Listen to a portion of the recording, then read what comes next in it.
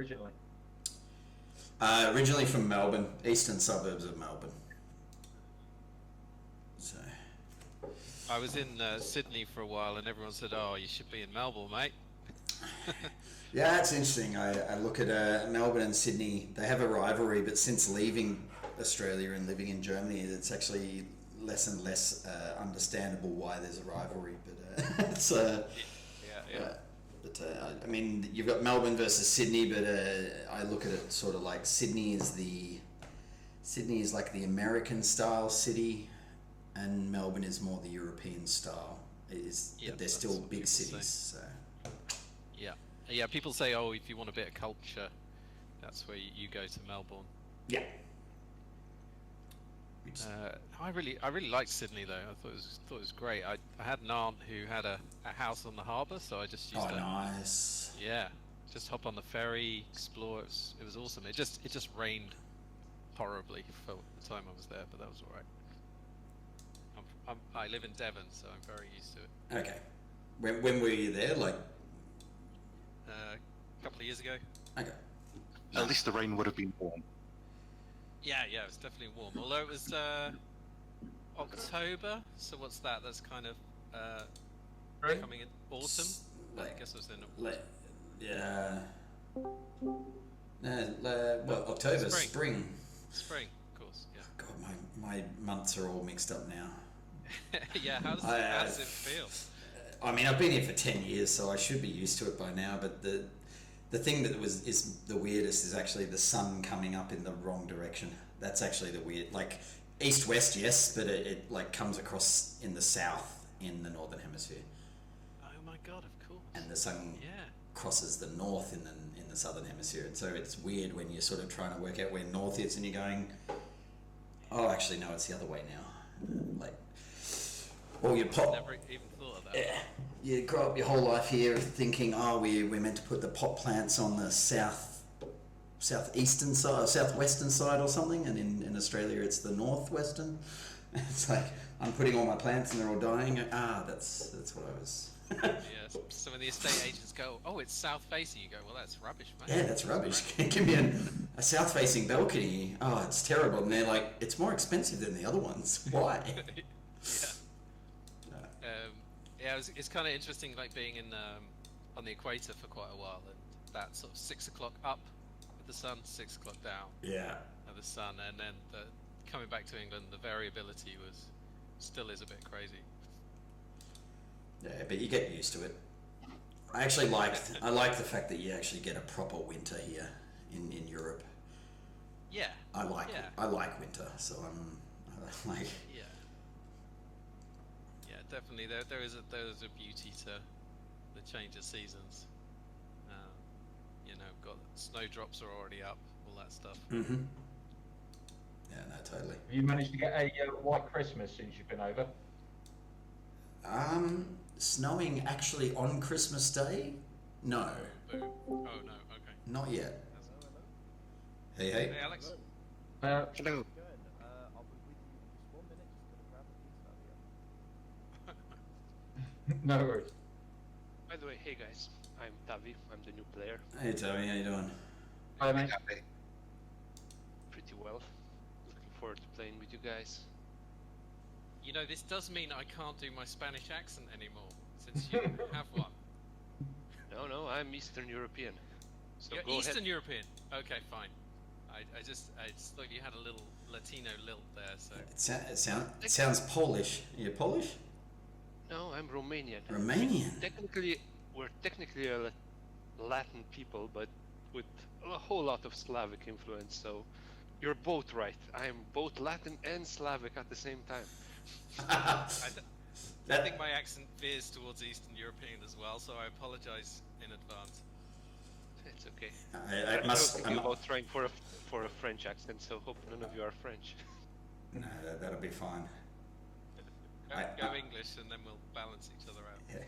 I must admit, I thought you were had an Arabian accent last week, not Spanish. Yeah. Sorry. Fine. Sorry, but it sounded cool. It fit the character, man. So it's good. Yeah. Keep it going. It's an accent. It doesn't matter. It's yeah. I have low voice is all I have, and it's still Australian every time. It's so exotic for us. That's fine.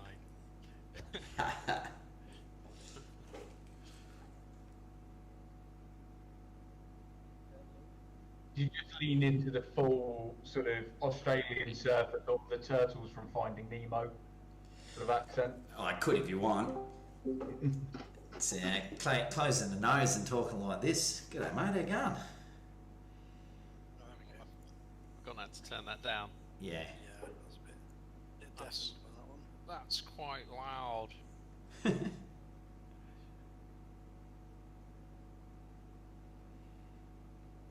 Right, yeah, so, Tavi, yeah, you'll want to put the music on about 10-15%, I recommend. Just checking. Alex, you're right this week. Yes, I can hear you just fine. That's fantastic. Yeah, about 15. I've got it. I think it's all right. I saw you gambling on strange creatures, Alex. Oh. Yeah, that was good fun. Did anyone else watch that? Yeah, I watched it for a bit.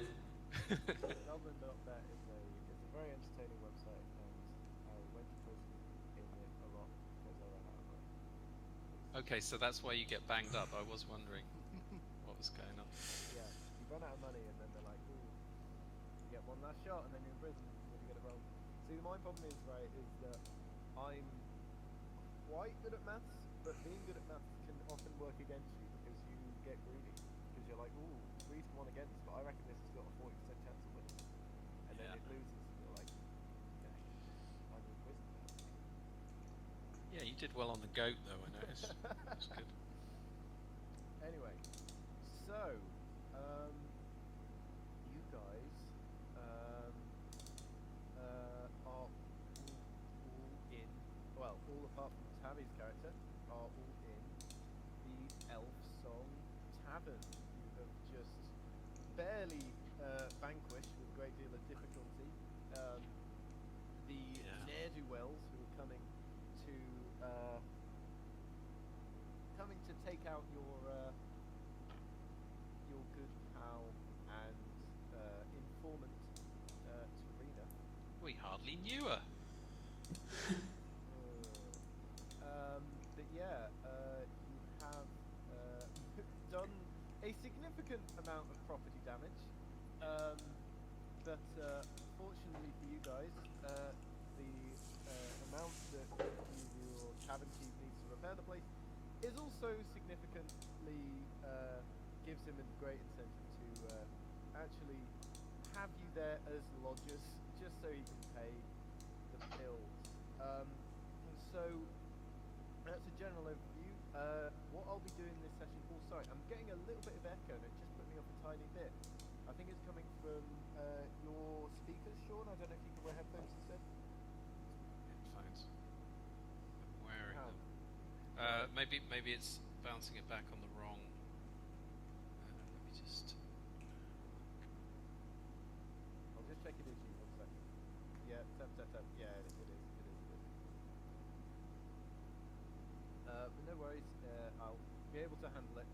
But I'll just need to go and push talk because it can be a little bit distracting. So, what I'd like to introduce this session is something I do for all of my games, and it is player-led recaps. I find it's quite useful because in the start, the DM tends to go on and on a bit, and it's good to keep you guys on your toes. So, can I get everyone to roll a d20 on Roll20, please?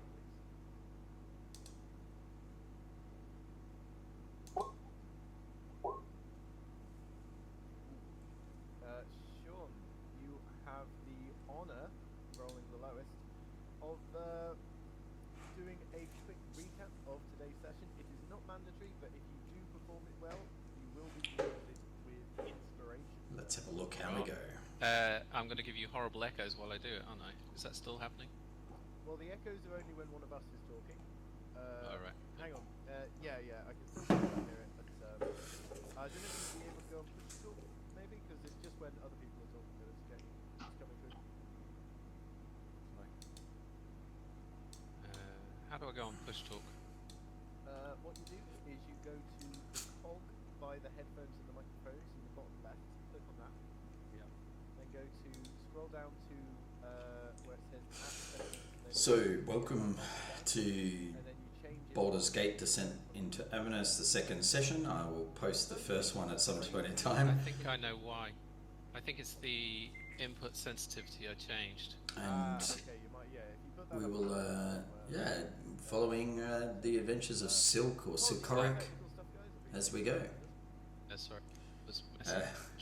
I might chat in between, I might not. Let's see how the game's going. But Good, yes. So, a enjoy. recap.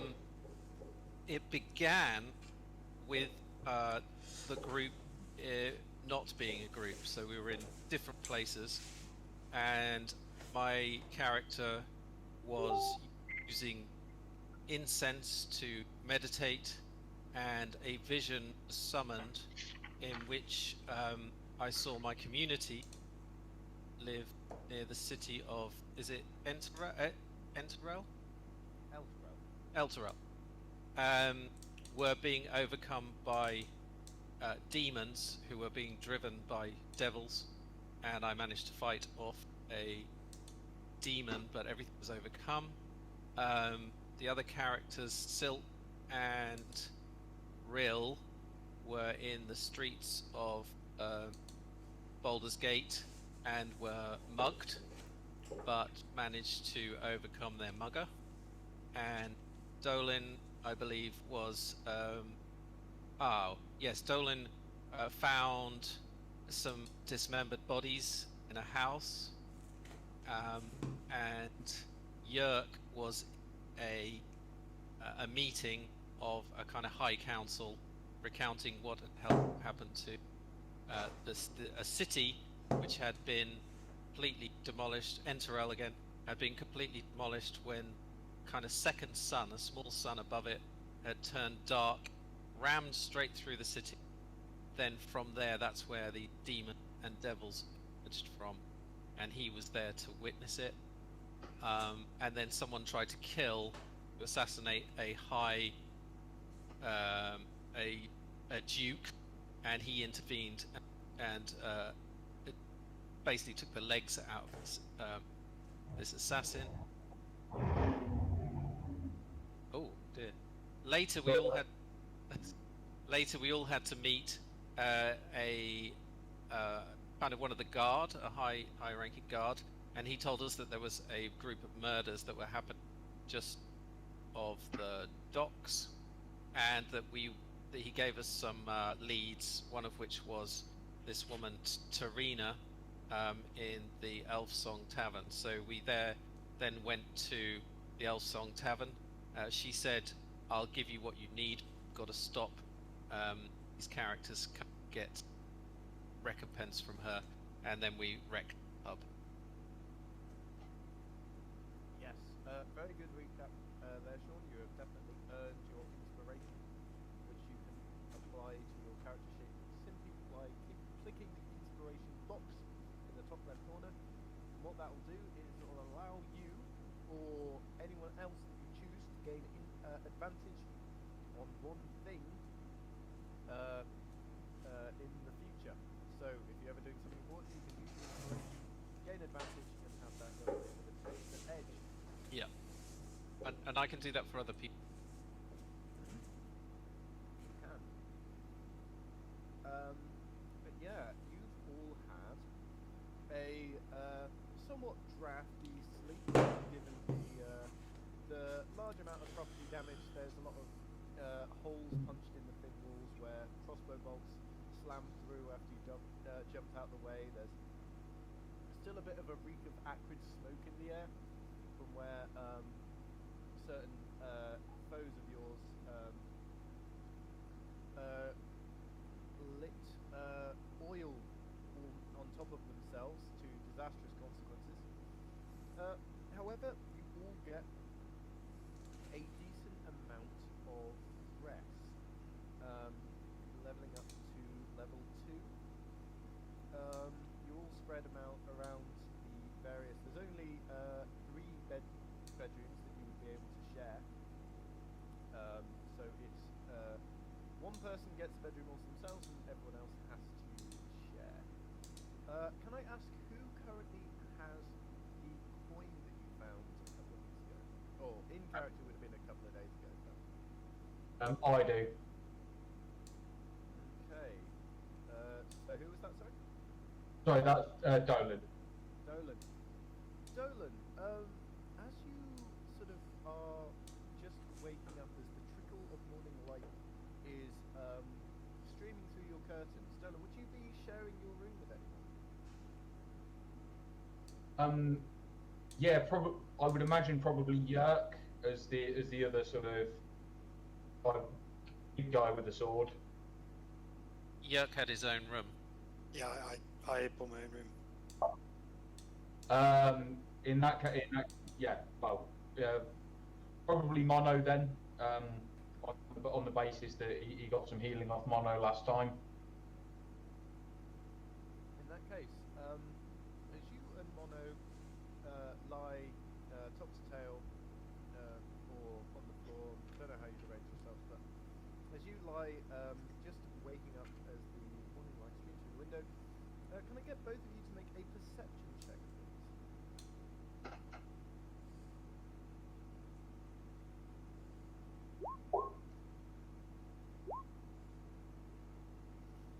Okay, on a 17, Mono, you'd actually hear a faint sound coming from Dolan's fingers.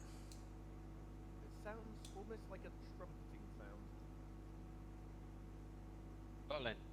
Dolan, what trumpet do you have in your bag? Do I look like a bloody musician? I don't own any musical instruments. I don't know what you look like. Like a big butch man. Maybe you play a trumpet. I don't. So you're hearing a noise from my pack? I am over there. You go check. I don't want to rummage through your thing. Okay, and I'll jump out of bed and go rummaging through my my pack. Okay, make an investigation.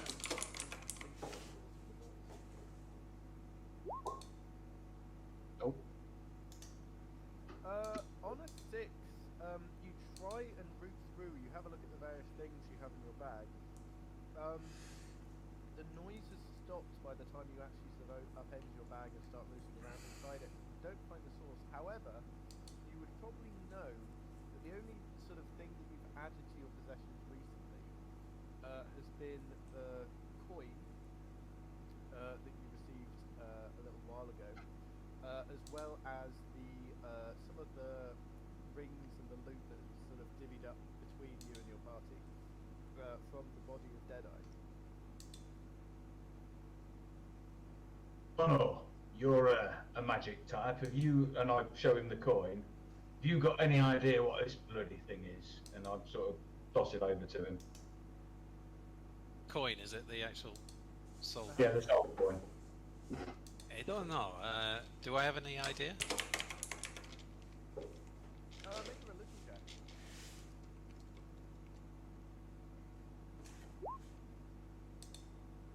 Ooh. Oh, nice. Okay.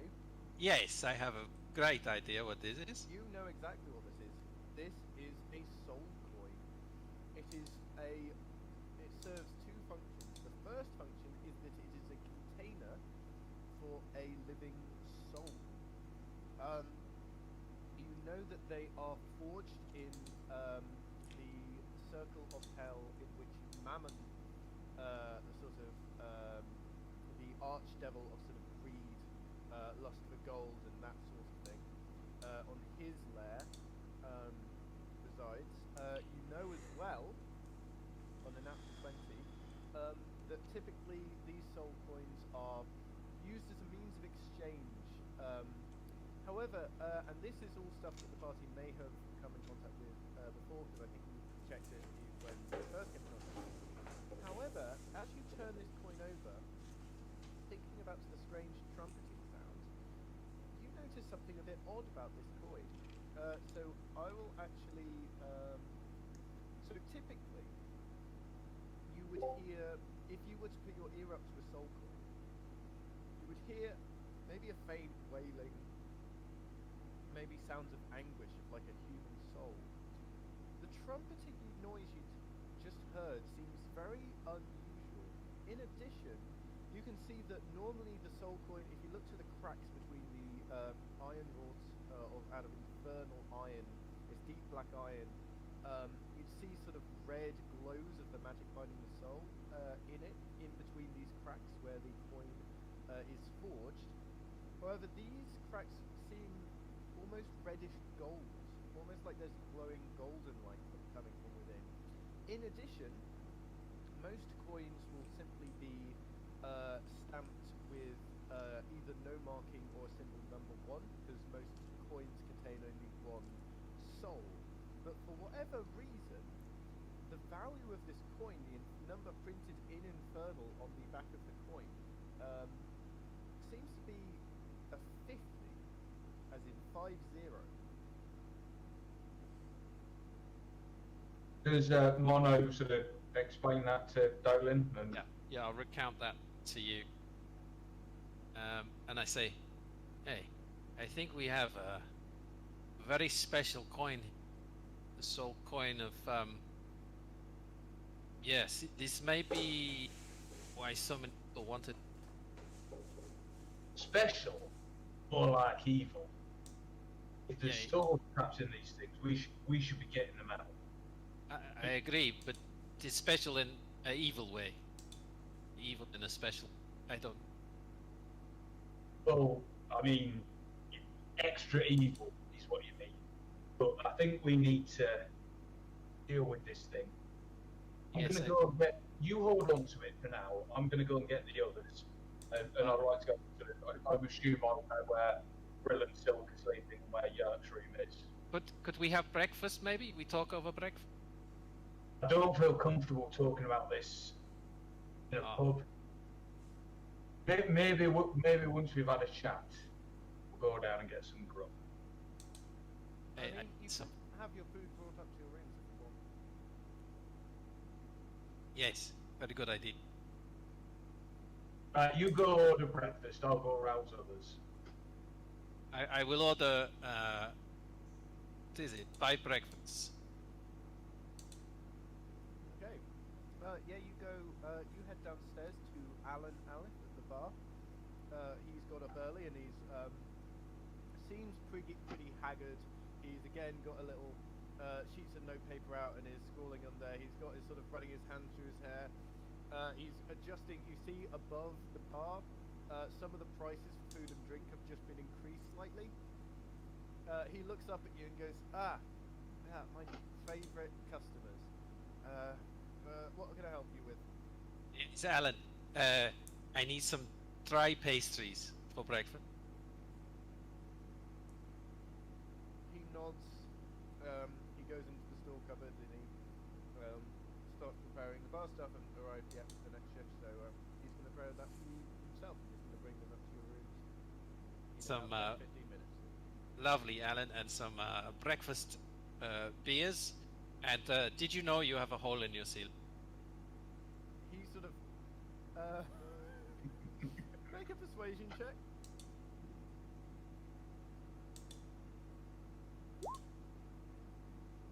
Okay. He sort of turns around, beams, and says, "Yes, I have been made aware, and you enjoy your breakfast now." And he goes off to prepare your food. Everyone else, you would have been roused by Dolan, who has called you to tell you what he's discovered about this coin. Oh, did you really have to get me up this early? Oh, I think I partied a bit too hard last night. You're on the job, man. Suck it up. You have the actual soul coin? Oh, can I have a look, please? Can I have a look? Mono's got it. He's going to be in our room. Let's. We're going to convene in there and decide on a proper course of action. I'll head back up there. I'll be in momentarily. I'm grabbing my new book that I got yesterday. My notebook, my quill, my ink, and all the necessary bits and pieces that I need for notes, and then I'm going to join them. Fantastic. Also, as you guys are being roused, you also hear a sharp knocking at the door. Alan sort of looks around for a second, still with his hands full of pastries, and pulls up. And he says, "I'll be a minute." And he goes to the door and answers it. He opens it, and Tavi, do you want to introduce your character for us, please? So, at the door you would see a pretty common-looking young man, about early 20s. He's wearing really worn traveler's clothes, carrying a quarterstaff. He doesn't look that great. He looks as maybe he's been in a fight recently. It's really hard to tell. He's got a mop of brown hair that's looking like it even has some dried blood in it. He's not in a good way. He's looking around as if he's searching for someone, but... And I guess you would say to the... Alan was the name of the tavern keeper. My friend, hello. I have heard you have a group of adventurers here. I'm looking for them. I think we are all looking for the same cultists. Yeah, Alan, he's still got sort of pastries under his arm, and he's sort of trying to hold the door with his foot, and he sort of looks at you up and down, and he says, "Oh, yeah, the people upstairs. Make a perception check, please, Lucian." Just a second.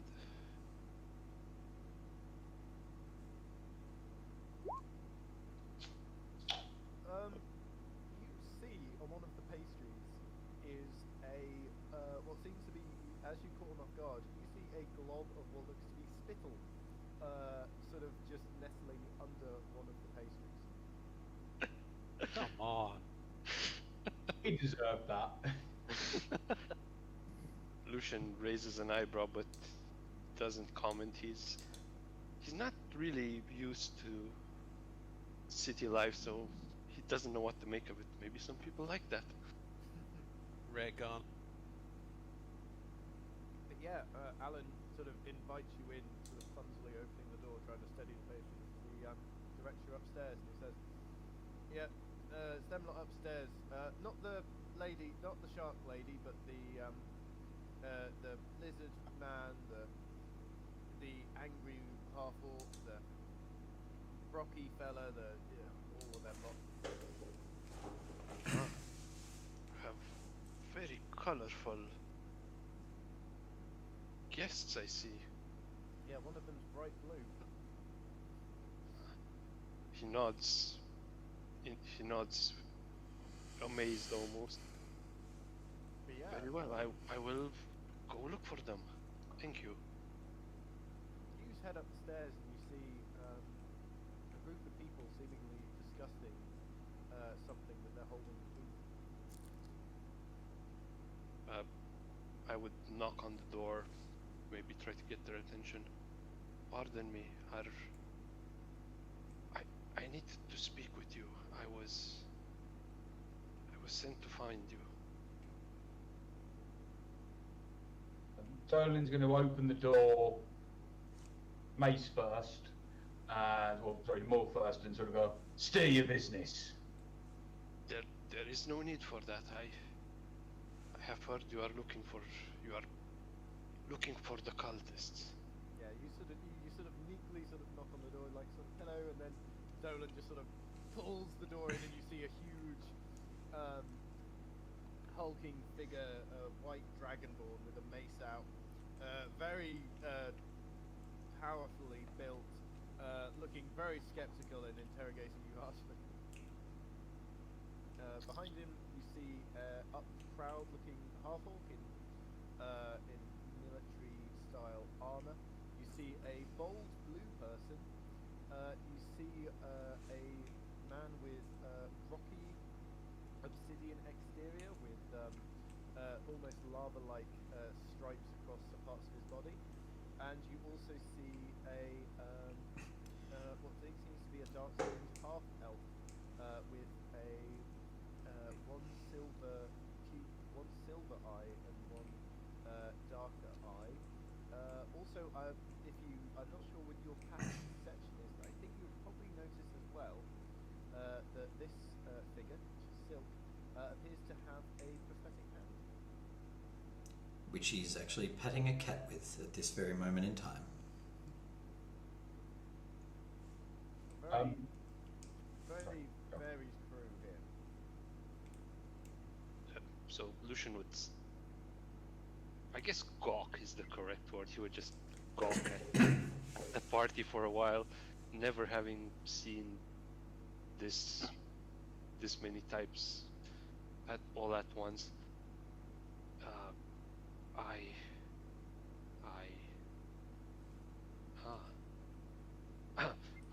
I've been captured by the cultists, you see. I've managed to escape just barely. Dolan's going to grab him by the sort of scruff of the neck and yank him inside. If I may interject quickly there. When he first knocked at the door and says, "I'm looking for you," the people inside the room would have seen Rill probably give a bit of a resigned sigh as if to say, "Oh, not this again." Yeah, Rill, however, your fears are quickly laid to rest. This does not appear to be what you suspected. So then the natural curiosity comes back to the light. And he raises notepad and quill to see what this new intrusion is. So, hello.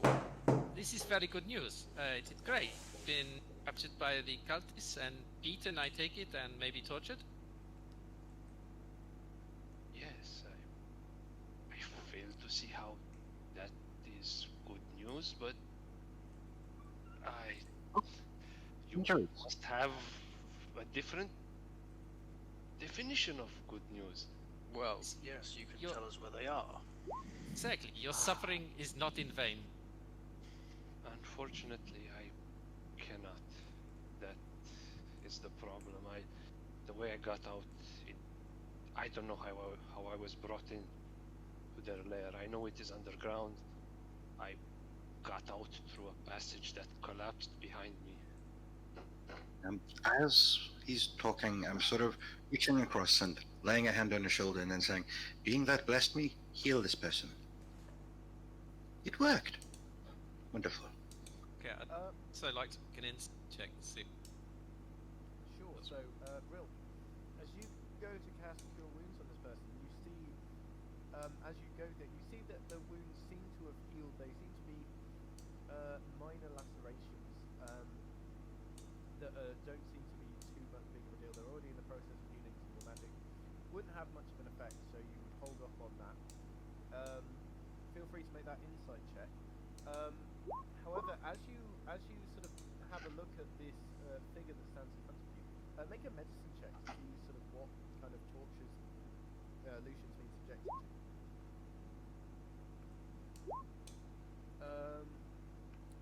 Yeah. So, Rill, you're not sure, but Mono, you'd actually notice that you can see faint imprints of like salt burns and salt crystals. It seems like that what happened was that Lucian was captured, maybe lightly whipped, and then had salt rubbed into their wounds before they were able to escape.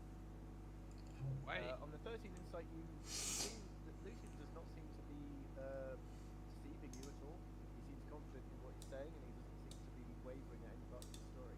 Except for one part, actually. When he sort of goes into detail about like how he managed to escape and how the passage collapsed beside him, maybe he's not giving you all the details there. This passage, where did it come out? Lucian, all you'd remember would be wandering around in the sewer system for some time before completely losing the bearings before finding a way up. I got out in the sewers. I don't know the sewers at all. I was lucky to find a way out. It stinks down there. This whole city stinks.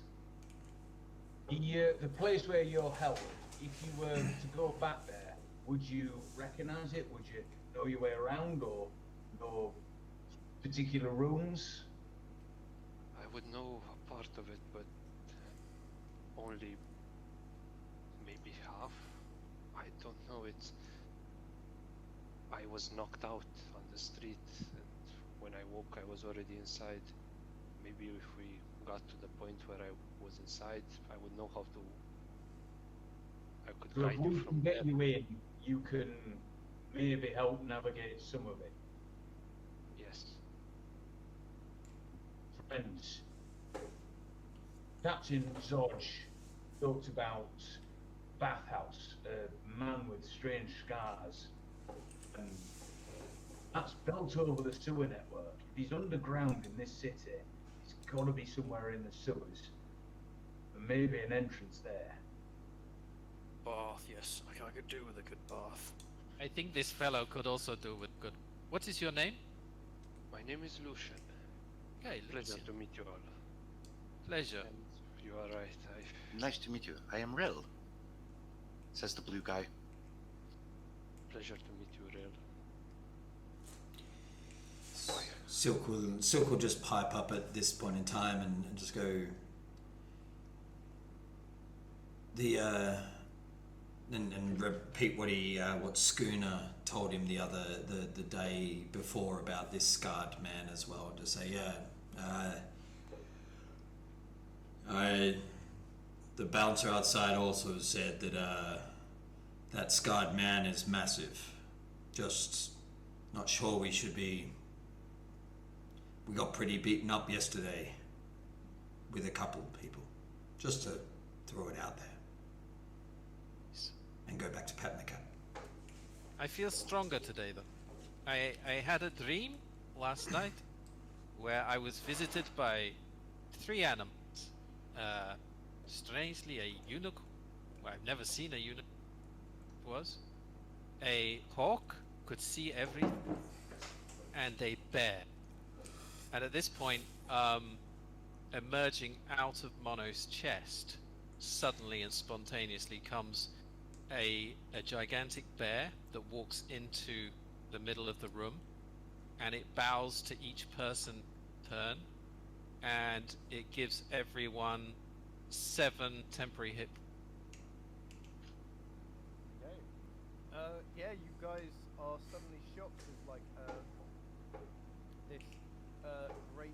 What does this bear spirit kind of look like? Well, it's a female bear, so it's quite. It's almost like as though it's been carved out of wood, and so as it moves sinuously, but like there's something of a totem about it, and it sort of emerges on all 4s, and then it stands up in the room, and it's bear-sized. It's kind of huge, and it emanates. You can feel it.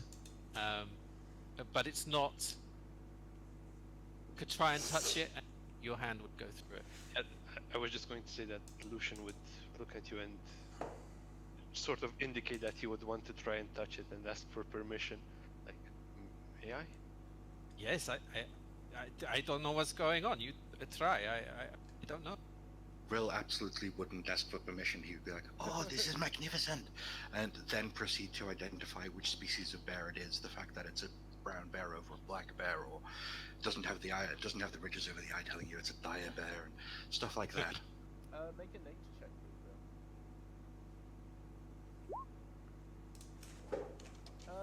It's hard to tell because it's a female, so you're not sure if it's a large brown bear or a small. In that case, I will narrow it down to one of the 2.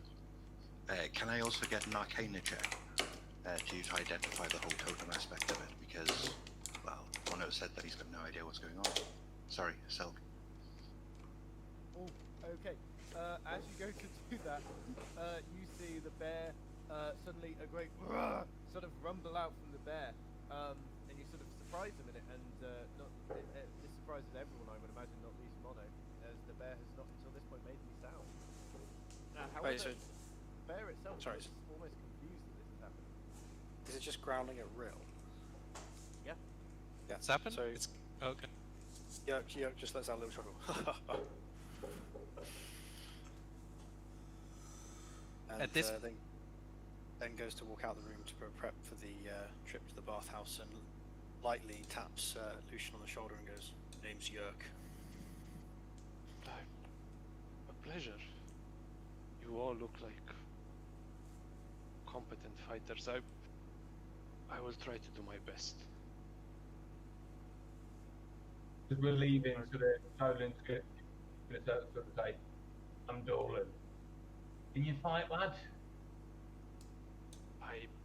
Yes, I can fight. I can mend your wounds. I love the idea of mucking around can- with mucking around with the cantrips that they don't think I have. Yes, I've been trained to heal, but I can also fight. I prefer not to if possible, but you can count on me. I'll do the fighting, you keep me standing.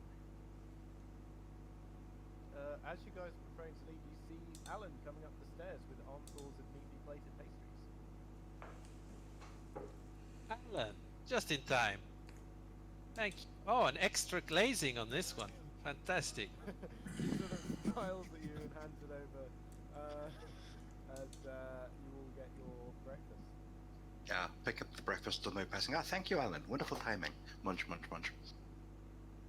Ah, thank you. As I hop down the hole in the floor rather than take the stairs because it was more convenient. Yeah, you hop down, slamming you like a small patch of dust arising as you slam through, bending some of the floorboards, and Alan winces as he mentally begins to calculate how much it will cost to replace that particular bit.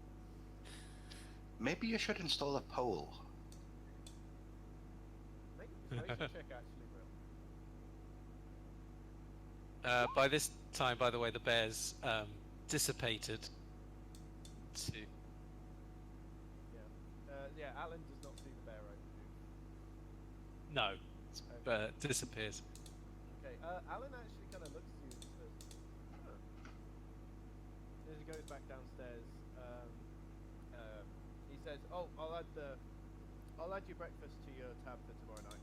As he goes downstairs, he starts thinking about the possibility of installing a pole. And So, did everyone get their 7 temporary points? Yes, thank you. Yeah, Okay, thank you. Good, good. okay, you feel renewed, refreshed, and ready to take on anything. You know the location of the bathhouse. It's just a little way to the northwest, up nearby the gate. I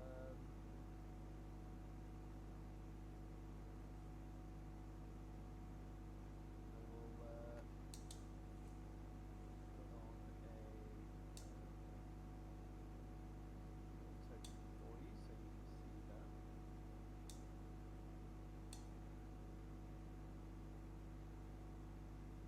We also had the Low Lantern Tavern check.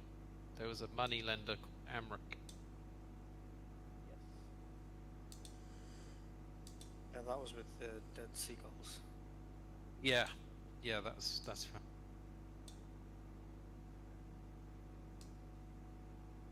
Shows we've had a guy who's randomly escaped from an underground base, and we've got a clue about something weird happening underground.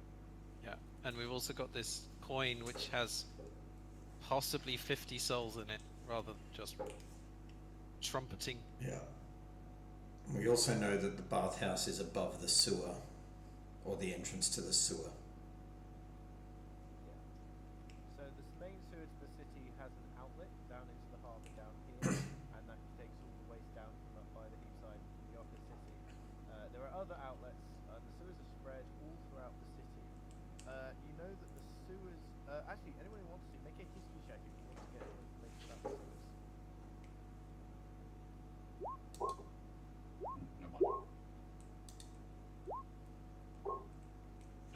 But 11.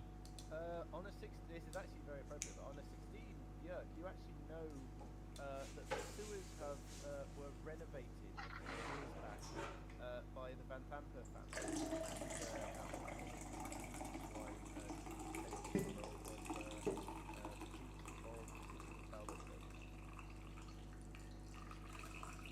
So I take it I'm recalling this as we're walking to the bathhouse. Uh-huh. I'm just going to go. Backwards. I seem to remember the vampers.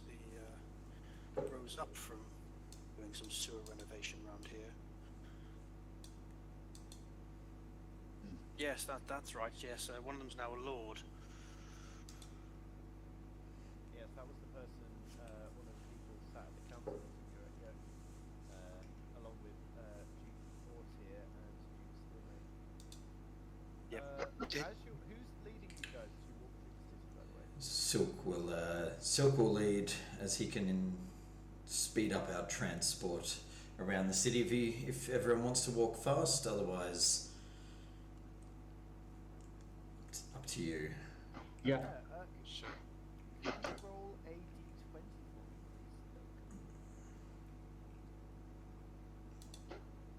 please, Sylk? Yeah, Oh, can. Oh, that's actually pretty uneventful. You've risen up pretty early, what with Nolan having been woken by the trumpet in his bag. As you go through the streets, you see that most people are still in their beds. It's maybe 7 or 8 in the morning. It is dawn. There are a few people about, but it's relatively quiet. You're not going down main roads. You don't find any obstructions as you head down towards the bathhouse.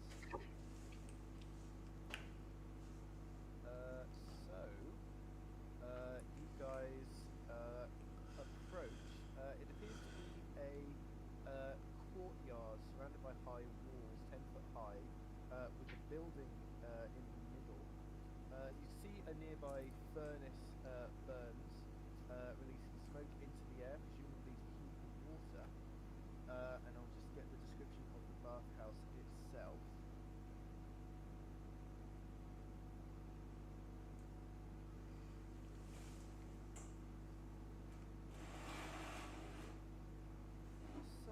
The bathhouse is a one-story stuccoed building with stained glass windows and flayed roof tiles. 10-foot tall walls enclose a large courtyard outside the southeast corner of the building. The closed wooden doors to the courtyard are engraved with images of smiling nymphs dancing and frolicking in the water. In 1 moment, I'll get you all at this bathhouse. As we're walking, I would like to ask Jörg, which part of the city sewers did they renovate? Was it all of them, or was it just the east side of town? You would know, Jörg, that it was basically all over the city. On a 16, you wouldn't know any more details than that. Yes, as far as I know, it was all over the city to update the infrastructure.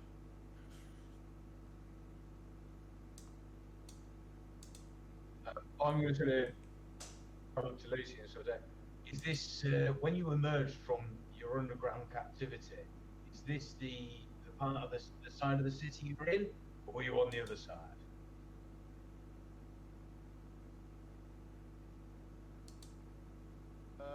Lucian, you would remember this was roughly the side of the city you were in. Yeah, this is the. You got out down near the harbour, not too far from here. Right, I'm also going to need to go through and just make sure I've got everyone correct on here. So who has night vision again? Jörg has night vision. Okay, Jörg does. Sylk has 60 feet. Okay.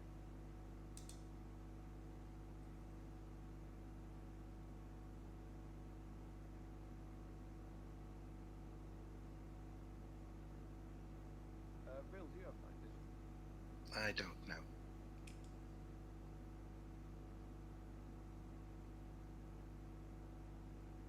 However, you would be, this time of day would be reasonably bright out. And so I'll give Struggling with a bit of a long day of work. Getting in here. Chatting, Sylk.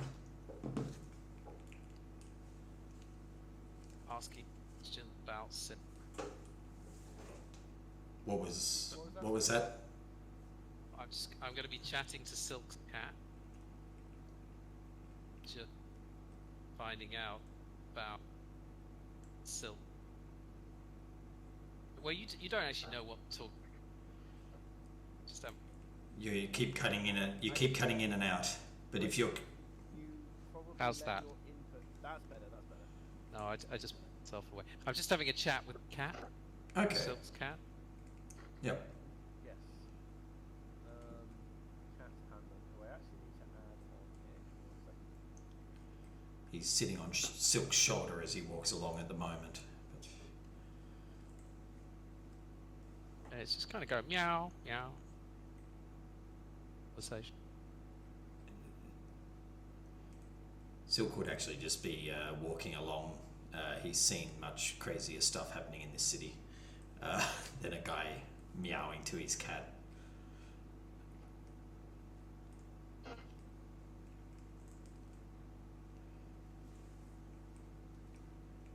Are you trying to communicate using any spell or anything? I just can now. At second level, I can speak to animals. Basically, they can. I can understand through their movements and noises. Yeah, you see Hanlon, a tabby cat, seems like been through the wars a bit, but what are you saying to Hanlon as you sort of as you head down towards the bathhouse?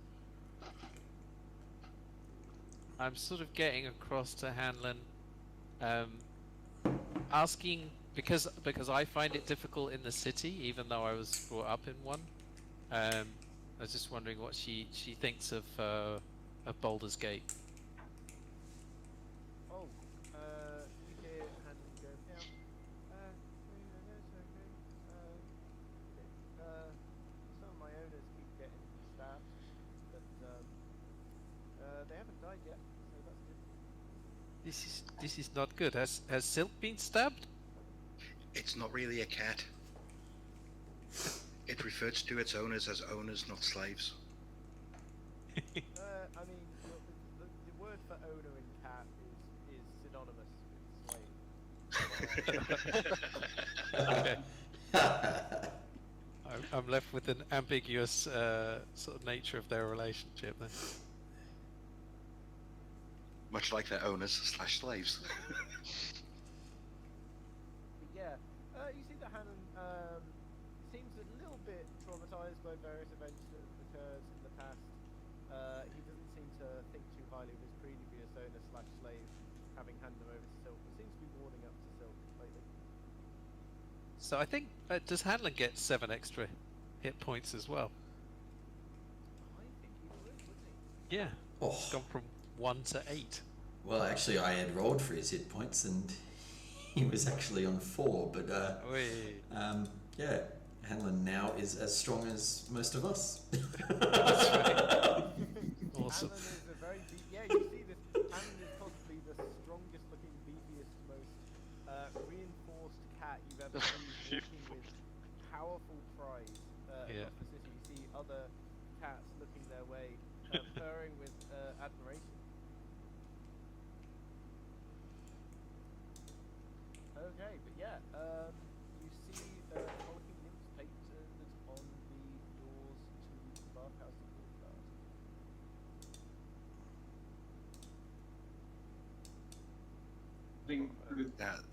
Still can't see anything on the map though. Yeah, me neither. Did you Yeah, turn yeah. up? Hang on. Yeah, I can't see anything. Never mind. I just need to put you over.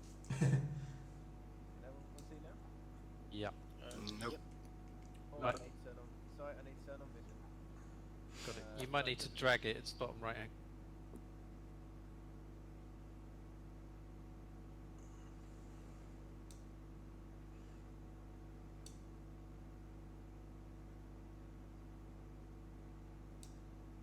There we go. I still can't. So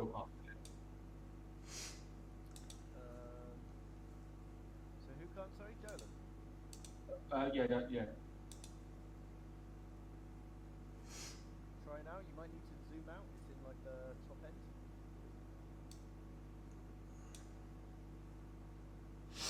Yeah, now. Fantastic. Yeah, you are outside the gates of the bathhouse. So I'm going to step forward and just go chunk chunk chunk. Hello. Anybody there? Make a perception check.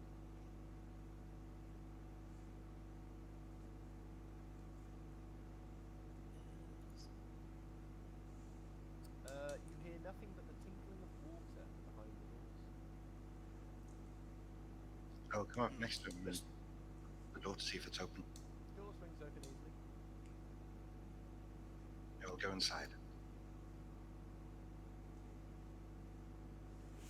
I follow on. Sylk will make sure he goes in last into the room.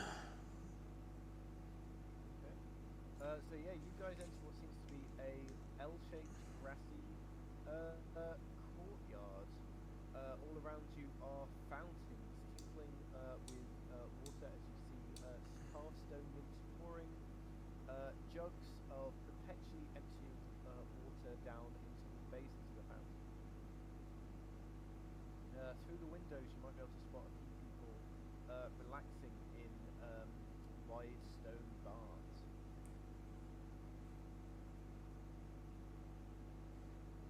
So I'm gonna make my way around to the entrance.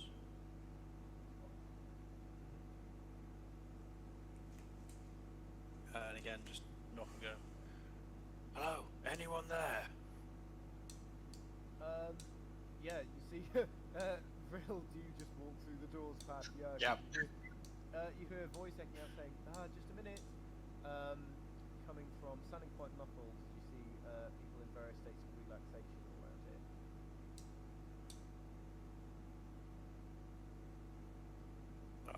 I'll step in next to Rill. Yeah. Oh, yeah, Lucy's just back in a couple of minutes. Yeah, you enter into the bathhouse. You have a look around. Yeah, you see faint noises of popping and other such watery noises as light streams through the windows, illuminating perfumed water, sending patterns reflecting onto the floor, walls, and ceiling. You see a half-orc merchant over here, bathing in relaxation, seemingly somewhat annoyed as your loud, obnoxious presence, but otherwise seeming to enjoy his bathe in a hot pool filled with rose petals. You can also hear faint groans and moans coming from this room past this door to your south-west. Ping that?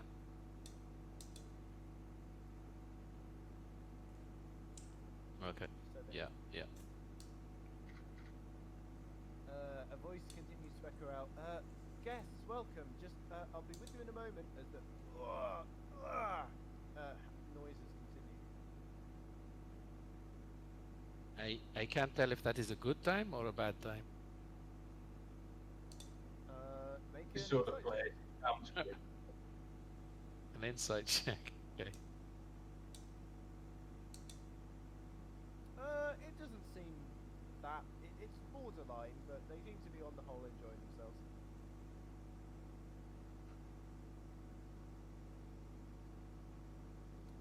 All around you, you can see just faint lockers where people can stash their clothes built into the walls. You can see tiny holes drilled into the floor to allow the water to drain back in so it doesn't overflow. You see bronze piping running just underneath the flooring, dipping out and going past over towards the furnace where a great tank of water sits over a fire over to the north. Can I just make a little check as to see whether I can notice whether there be any drainage for the sewage system outlet? Yeah, make an investigation check.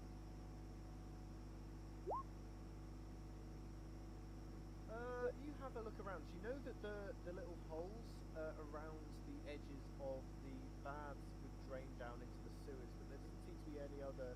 There doesn't seem to be a toilet or anything. There doesn't seem to be any way for the water to drain out into the sewers beyond there, and those would obviously be quite unsuitable for someone to go exploring down.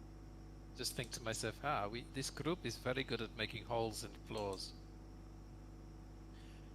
So at this point, Yerk's a bit bored, and he's just gonna push open, or attempt to push open this door, the top bit. Yeah, as you push open the door, you reveal a massage parlor, dimly lit, with a large slab in the middle and various unguents and oils over in a cupboard in the corner.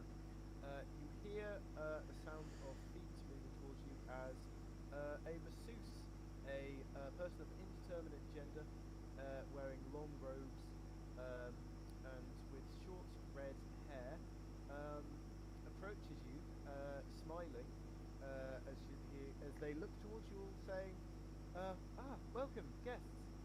Lovely to have you here. May I interest you in a massage? As you see a groaning human walks, sort of stretching, rolling his shoulders, seemingly a look of happiness on his face, as he plops down into the cold bath over here. Just say, we're not here for that. We're here for the big man. The big man? I mean, I don't think there's a big man here, unless you mean Camila, should be coming this roundabout now. And you see a young woman walks through the doors dressed in similar robes and says, sorry I'm late, Baz. I got a bit nervous on the way here. Do I have any appointments yet? Jabaz says, no, not yet. Just go to your massage parlor and I'll pass them through. She says, of course. And she pushes past you, and goes and starts preparing her hands with nice moisturizing oils and lotions. Make a perception check, please. Yeah.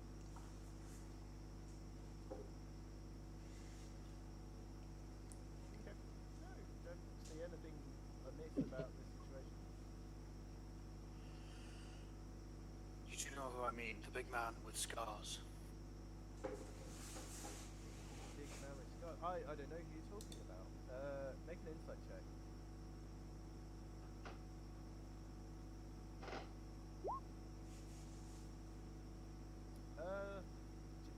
Don't see any recognition on Jabaz's face. I also make an insight check. Now that somebody said "face man" and caught my attention. Go for it.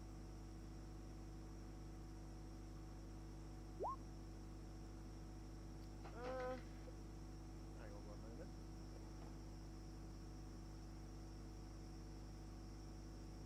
Yeah, Jabaz looks a bit worried for a second as you bring that up. You reckon that they might know more than they're letting on.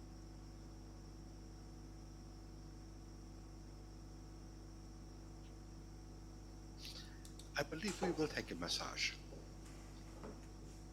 Yes, our friend here, he needs a bath. That I do. Of That I do. course. So who's having the... So would you like a bath then, sir? Turning to Lucian. Yes, of course. Where can I? Do I just take off my clothes? Just I'll put them in the lockers and you can just dive right in. You can have the hot bath, the cold bath, or the temple bath. I will go for the hot bath. It's been a long week. Of course. So normally the monthly membership is $1 a month, but as you're a first timer, I'll let you have the first bath for free. And they offer to take your clothes. I would give them. Lucian would give him his clothes, very raggedy and dirty-looking. Yeah, Jabaz slightly turns up their nose and face at the collected clothes. They stash them away neatly and direct you over to the hot bath in the north side, which one person is just leaving. They go to collect their clothes and walk out. And did someone want a massage as well? Jabaz looks around to expect. Yes, that would be me. Oh, of course. Right this way, please. Camila will handle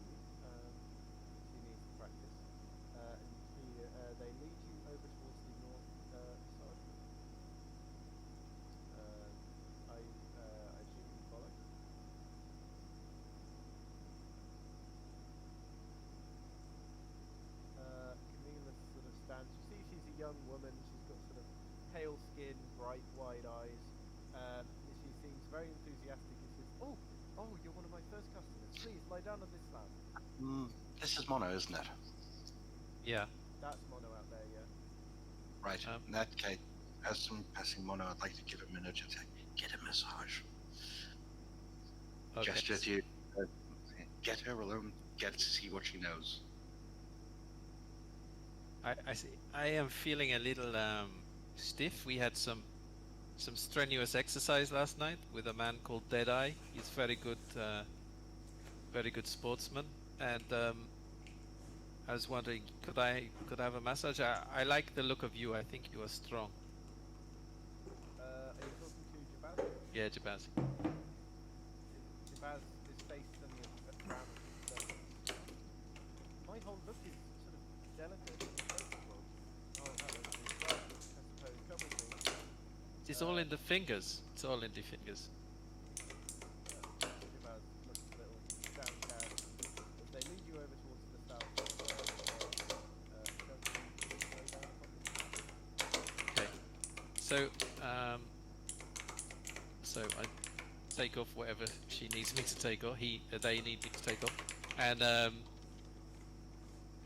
But as I do, I take out the coin, the soul. I say, it's a funny thing. Now, I don't think this coin, I could use it here, but see this thing here? And I just give her a look at it. Is it making any noises? Not at the minute. And I say, now look, you see this? This is a strange thing. This thing has 50 souls inside it. Jabaz seems frowned and says, is that a new currency? I'm not souls, as in like fish? Is that I don't really understand. Oh, we all have a soul, and inside here is 50 souls, and one of them could be yours. No, who knows who could end up in one of these coins? They are made by the demons in the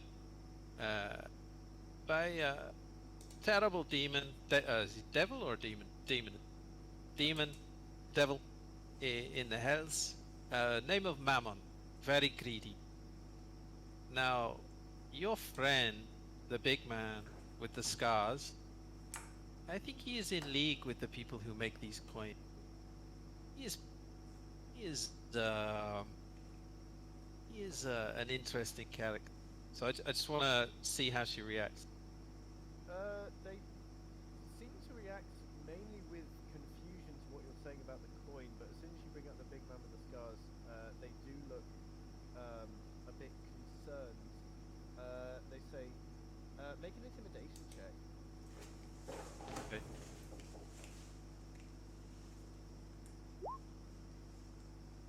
Okay. They say, look, I don't know what you want. Do you want a massage or not? I'm not interested in the coin. I mean, the standard rate is a gold piece, but as I said, we're waiving it. Let's just cut over to Sylk a minute. So you're just observing the in the bars, including your friend over there. Make an insight check, please.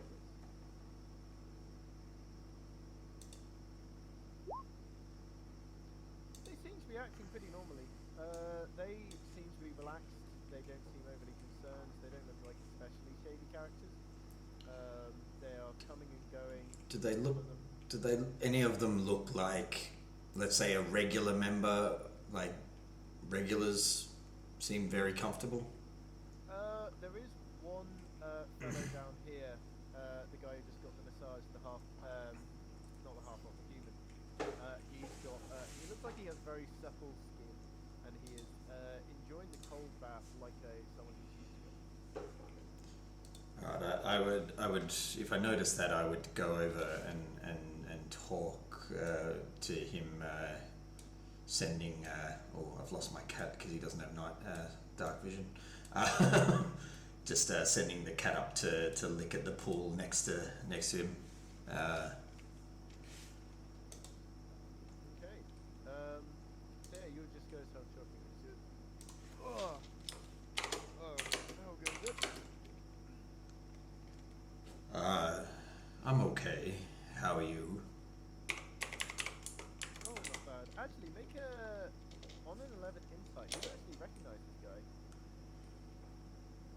Oh.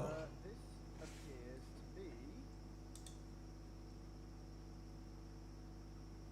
One moment.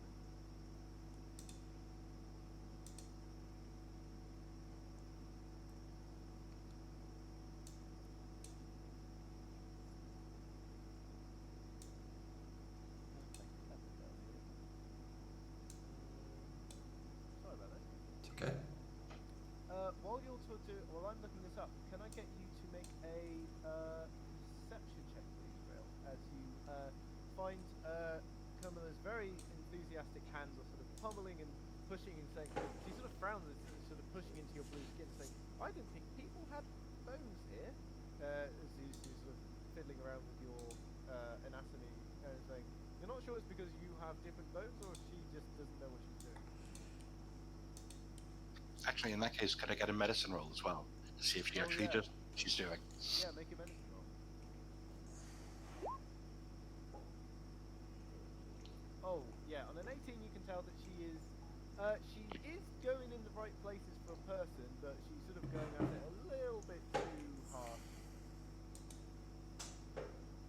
In that case, make a mental note to offer her the advice when I'm done. Oh, and I absolutely failed to notice anything. Okay, fantastic. Would also, during the first bit of the massage, I would like to spend a bit of time putting her at ease with me. So finding out a little bit about her, what she's called, where she lives around here, and a bit about her life, that kind of thing.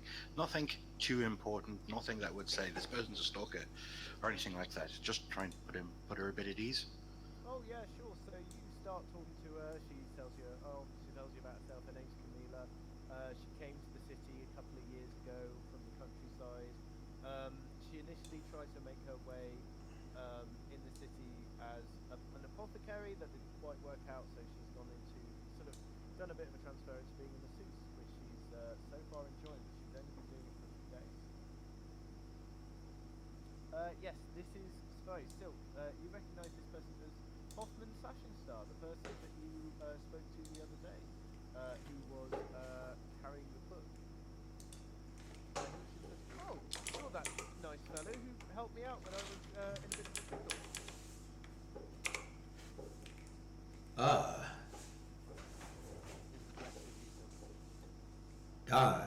I thought I recognized you. You, spend a lot of time in these parts. Yes, after a long day of governing, it always does well to let the old joints have a bit of a relax. I could imagine. Any chance you might have, seen a man with a lot of scars, here recently? We're sort of chasing shadows around the city, but perhaps you've seen him before. Maybe actually. Big fellow, right? Apparently. Yeah, I think he might be the proprietor. He comes in from time to time. I think he often goes for a massage in the north room, though it doesn't really seem like the sort. Huh. The north room, you say? I try to say that at least as loud to make sure others can hear me. Yes, the north room. Oh. Sorry, did I not say that correctly? Yes, I'm sorry, you might be, pardon me. No. Sorry, it's, those elven ears of yours, I know they probably can't. The north room, he sort of says that to you as if you're an idiot. Yeah, no, I understood. I was just, the way you say it with your accent and my accent, it's always different, and I like to try to pronounce it correctly. When was the last time you saw him? Did he come in today? I think I saw him last night. I think something must be up because he looked pretty cross. Okay. But he didn't stay. He sort of pops his head round. I'm not sure. I wasn't here that early this morning, but maybe ask around. I only got here a few minutes, about half an hour ago for my massage. I always do massage first, then cold bath, then hot bath, then cold bath. That's my routine, and it's served me well for many months now. Okay. It's sounds terrible, if you ask me, but Oh, I hate it, but apparently it's good for the humors. well, apparently. Okay. Have you by any chance seen a thin, spindly little bloke coming in here as well at some point in time? Thin, spindly bloke. Let me have a think. No, I don't think so. Oh. Lots of thin, spindly ladies. They enjoy that. All the wives and daughters from the upper city love this place. But no, thin, spindly fellow. Not seen him at all. Alright. Well, I'll leave you to your bath. Enjoy. And if you do talk to the big fellow with the scars, let him know that there's something wrong with one of the fountains out there. It occasionally makes this horrible noise, like a chattering or something. Which fountain do you mean? The one down by the southeast entrance. It's always, whenever I come in, it always makes a weird chattering noise, like there's something up with the plumbing. I'll make sure I tell him when we see him. Thank you. No problem. Well, thank you. And I would probably go up to Yerk and sort of just say, do you want to come with me? And I just may have something to check out. Well, anything beats standing here bored, waiting for those two to get their massages done. And Dolan, do you want to go and check out the north room? Apparently the big guy with the scars goes in there a little bit.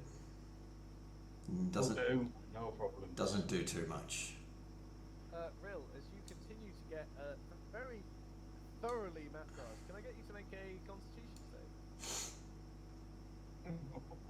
This, Okay, on a 12, you were sort of, you're pummeled, and then suddenly you hear a sort of click, and suddenly, like a load of tension that you didn't even know was there released, and you suddenly feel very relaxed. And no temporary hit points don't stack, but for the sake of this, I'll say you get an additional 1 tension point. Massage. very nice. Mono, Jabaz is still looking towards you expectantly, saying, well, do you want a massage or not? I don't know anything about this coin you're on about.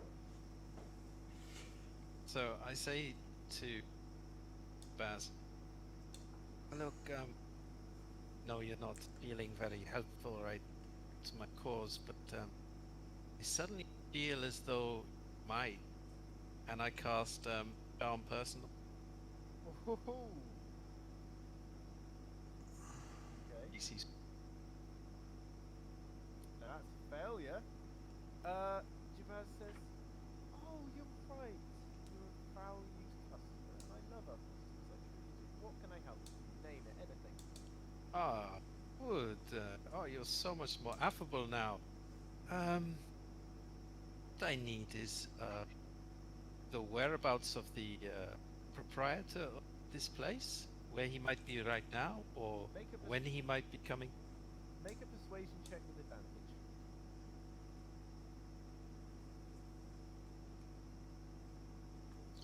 Alex, Uh-huh.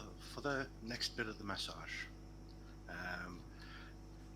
could I use what I've got from her already to give me advantage on a persuasion check to tell her about her big scarred man who is really bad trouble? We're adventurers. We need to try and stop him. I'll let you make a persuasion check, but I don't think you'd get advantage, because that is, I think that would take a little bit more than that. But yeah, on a 17, you talk to Raz and says, oh yes, no, he'll be right downstairs through the secret entrance. Oh, I always forget that I'm not supposed to mention the secret entrance in the North Massage Room. Oh, there I go again. Oh, you won't tell anyone about the secret entrance in the North Massage Room, will you? No, definitely not. Oh, well, I might, unless you show me how to get into. Oh, And then I will say no. Well, for a good friend like you, yeah, just push open the door. It's a hidden door in the north side. You just push it and it just opens up. It looks just like a wall, so no one ends up pushing it. But of course, people are busy doing their massages. Oh, look at me jabbering on. You probably want to get your massage, don't you? That is fine. I am feeling. I just stretch, feeling good, and I just put back my clothes, and I give her a silver. I know she wants gold, but Thank you. between friends, been most helpful. Thank you. Yeah, and you leave the massage room. Oh, just one question. What do I find downstairs? Oh, I I don't ask. I understand. Just tap my head out. Okay. Can I Sylk and yeah, can I get you both to make a survival and a perception check, please? Yep. Yo.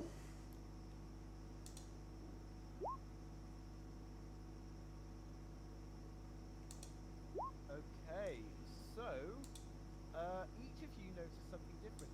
Sylk, you're immediately drawn to the top of the fountain, where you can see what seems to be, as you sort of peer, you can't quite see it, so you sort of clamber up and step on the side of the fountain and perch over to see the head of the nymph. And you look down and you see there's a tiny little, like, ever so faint imprint of a damp, taloned foot that has recently been there. Yerk, on a natural 20 perception check, you hear a faint disturbance in the air, almost as if something was flying away just as you approached.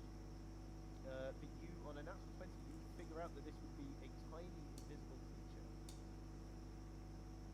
However, it seemed to have just left as you arrived, dipping over the walls and flying away. There was something here. Invisible, maybe.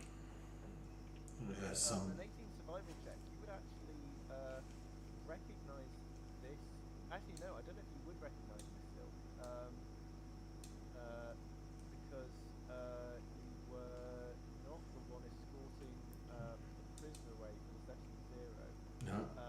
However, you would be able to describe the symptoms for others, and they might be able to do it. If you want, I'll let you make a religion check to try and see if you recognize this footprint. Yeah, no, yeah, right. On the 17th, this seems like the footprint of a small fiend. Yurik, whatever that was that you said you felt flying away, it left a couple of claws up there, and looks like that fiend we heard about the other day, that type of thing. They must be watching this place. Must be nearby.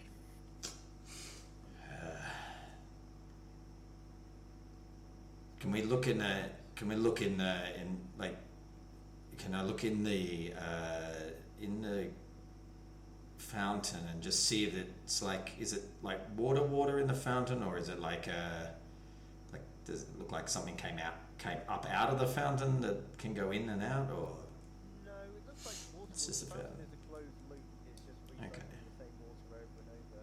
So there's no way anything could go up there. You surmise it probably would have flown down, perched on the top, and then flown off when you approached. Okay. It seems like this place is being watched. Alright. They definitely know more inside. Let's find out, but just let's keep an ear out just in case that thing comes back. Agreed. Yeah. Also, just going back to Rill, you do try and make conversation about the Scar Man, but he said as you've been working for very long, he doesn't have very much information. If you want, I'll let you make an inside check to see if you think you can tell anything. She just seems to be hiding something. I'm not sure what.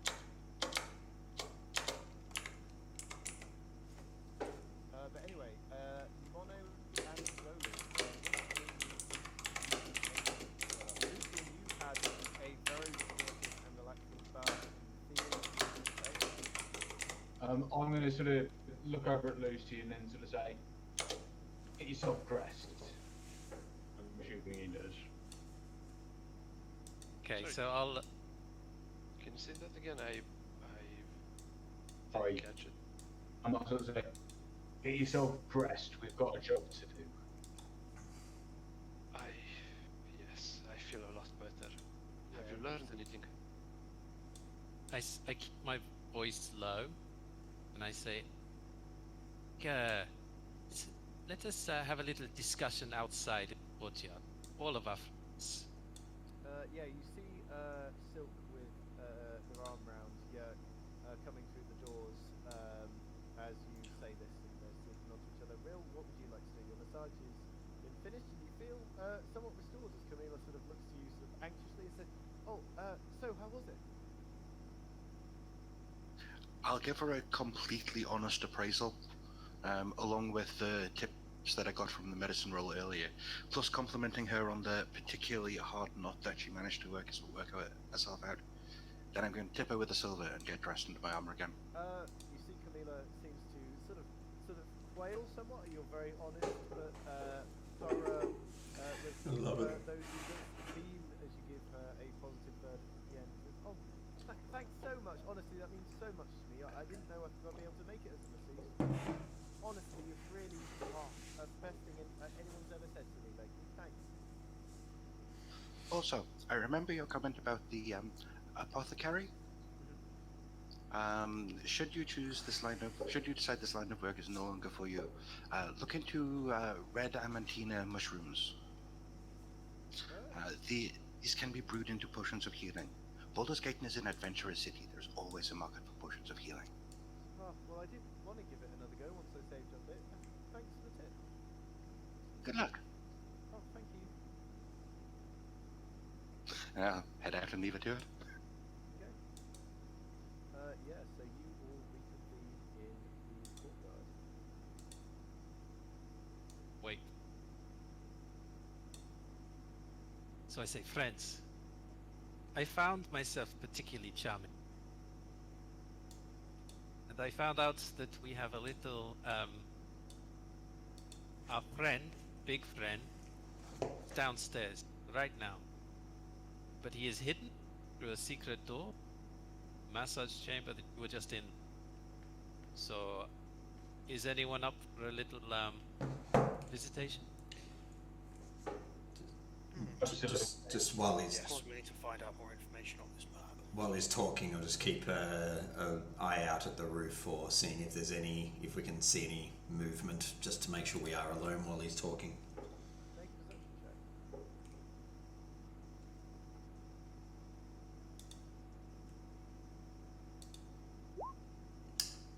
You don't see anything.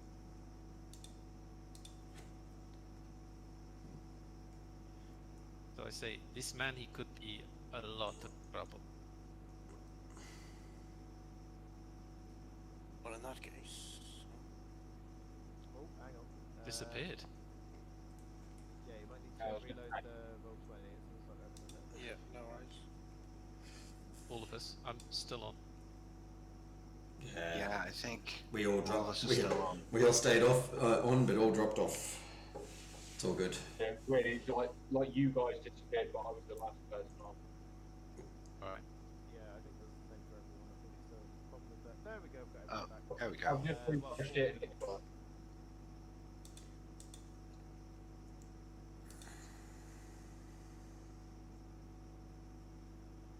Yucks. Yeah, I'm thinking that. Kind of fixed it, but not fully. Yeah, sorry about this. It's just roll 20 being a bit annoying. Apologies. Yeah, it's not your fault, Alex. It's pretty good normally, so can't complain.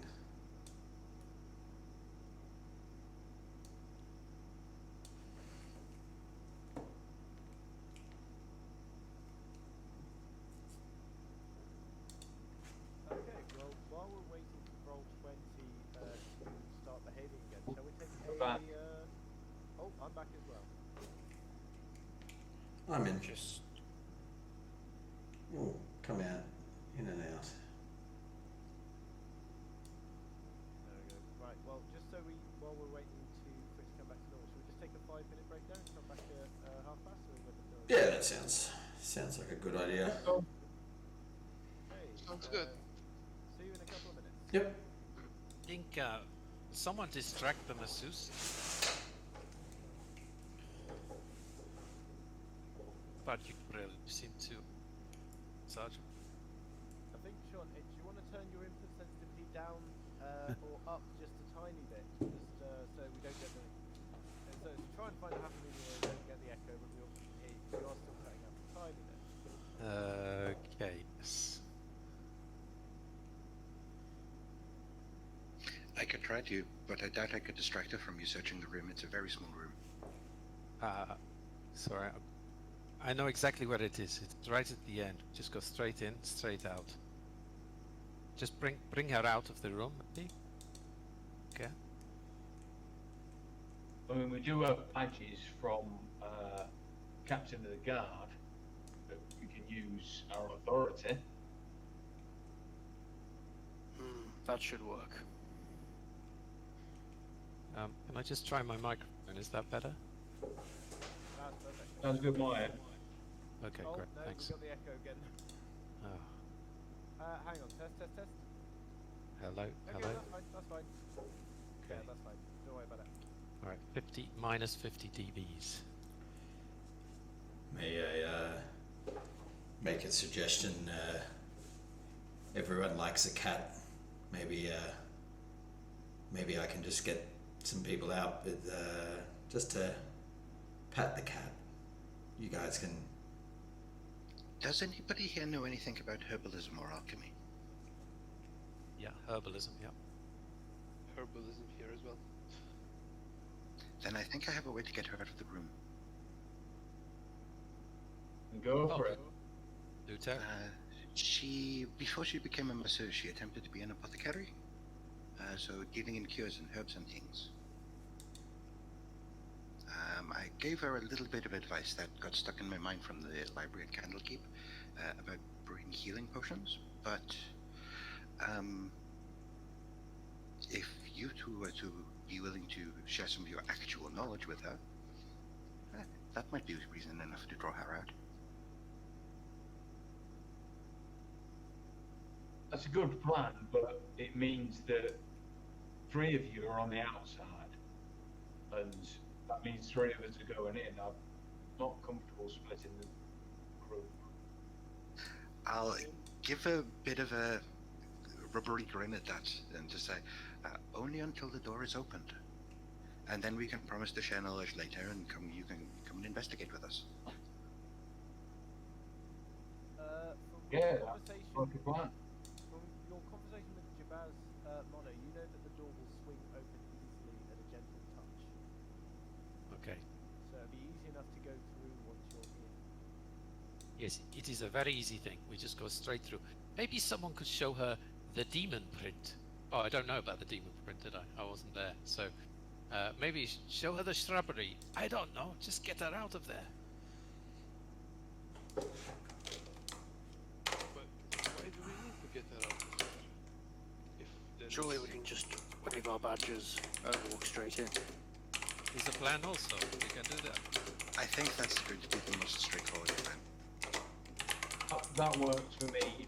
Any distraction means one of us is staying outside, and God knows what we're going to face downstairs, and I'd rather have you all with me. Yes. So, who wants to lead the way?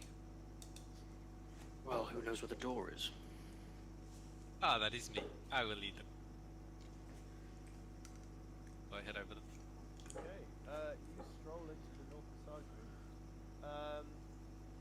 Yeah, she immediately runs in, takes a look at you, and immediately just like says, "Excuse me," and just sort of sprints past you, squeezing. Are you letting her go past? Yeah, of course. Yeah. And just immediately runs as far as the legs can carry her away. Well, that is a shame. I just wanted her to polish my stones. Sorry. After you, gentlemen. Okay. So I head up to where she said, which is over the other side of the room.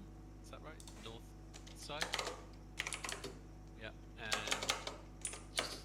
do I see the door, or do I have to look for it? You see that there's a bit of stonework that looks slightly different with your as you're gazing upon it. As you press your hand against it, you see it just pushes inwards easily. Okay.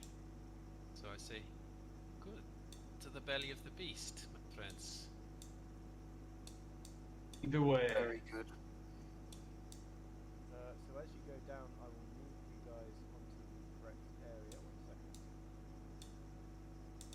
As you descend the staircase. So I'm playing the character with a secret capability to cast, and I have to type what to do. But that was really cool that she did what I commanded her to do, and that solved the issue. Descend That's cool. a narrow staircase, and the door swings shut behind you, with brick sides and stone steps.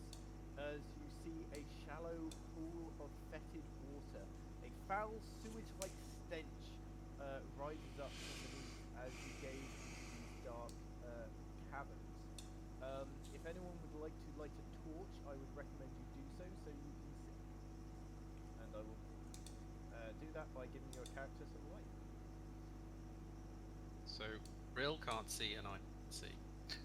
I have a lamp, so that's 15 foot vision and another 15 dim, I think. I will put that on. So as you light your lamp, light begins to emanate outwards from you, illuminating, bouncing off the shallow water. This pool about 2 feet deep over here. Sorry, my mistake. It's 15, then 45. So 15 of bright and then 45 of dim. Yeah. No problem.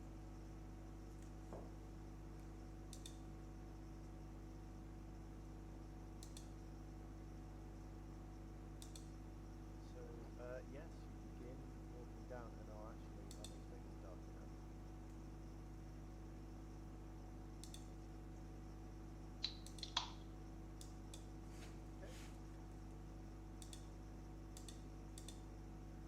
So I'm going to step into this fetid pool of water. Be like, oh, looks like we got 2 choices, right or left. Lucian, you do not recognize this bit. You don't remember coming through here. Okay. I would probably light a torch. I'm not sure how much light a torch provides. I believe a torch is 30 and 30. I'll check. 20 and 40. 20. For things like this, guys, I don't know.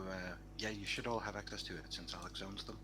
But for things like the equipment and what have you, if you go to the compendium, which is the little I button on the top with your journal, and just type in what you're looking for there, there's a good chance you'll find it in the list.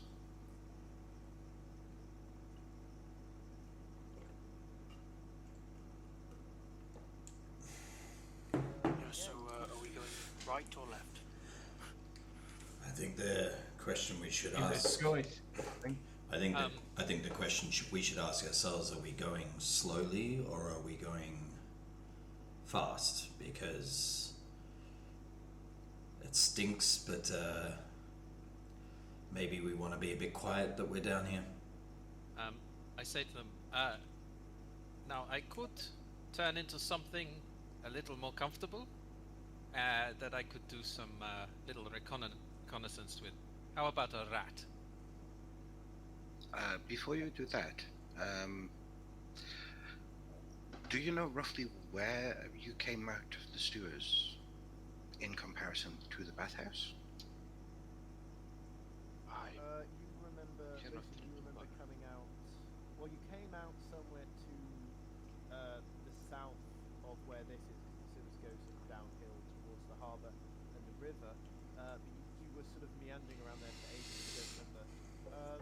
You remember that you ran through a passageway heading south, I think, because that's where you came out, but you don't know any more details beyond that. I would. You were stuck in a torture chamber. You remember being dragged through part of it, but not the other. You remember some details of that. You remember there's a large chamber. Two chambers that are used for torture. You were brought to the second one, and then you were brought up, and then when you escaped, you ran out the door. You turned right twice, and then you saw a passageway. You sprinted through there, collapsing it behind you as it closed. As they chased you, it collapsed behind you. Then to get into the stairs, wandered around the corner, finding your way out, having lost I would tell that to the group. Looking at these passages, would where I'm positioned, I can see the tunnel I'm in front of heads to the east. Could I have an idea whether the docks are east or west of us? The docks are south. Directly south. Pretty much, yes. I'll put This looks like a dead end. I'll put Hanlon up on my shoulders and suggest that I'd suggest we go quietly, but is there any sort of, when the door is open above us, is it like any air flowing and the rippling on the water going in one direction more than the other? Like, Make a survival check. So, he's saying that I'm going to turn into a rat. Nice. Yeah, you can see the water. There's an actual strange thing. There's almost like a rhythmic rippling of the water coming from over here, almost as if it's lapping up against something that is moving slightly. Over here, the water appears to get shallower. I'll relay that to the. So who's turning into a rat? Yeah, me. It also gives me dark vision, which is I'll relay to the group that the water seems to be butting up against something on the where you're all standing in front of you. The one here just sort of flattens out a I'd like bit. to move forward to just investigate the source of this lapping. Sure, make a deception or investigation check. I'll go and provide him light and have a look too. Yeah, you place a hand on a carved section of the wall and it swings inward, much like the door you saw earlier, revealing a hidden entrance. Hey guys, there's something down this way. As you push the door open, a foul reek of rotting flesh meets your nose. Something foul down here. I squeak up at him and try and sort of indicate that I can go ahead. So, Would I have remembered smelling something like this when I was being dragged, or when I regained consciousness I was already in the What happened was you were ambushed, you were knocked out, dragged over your head. You don't remember a smell like this. can I check it out? Because I get advantage on smell checks. Yeah, sure. I use my own stats, don't I? Yeah. You I use. think the mental stat.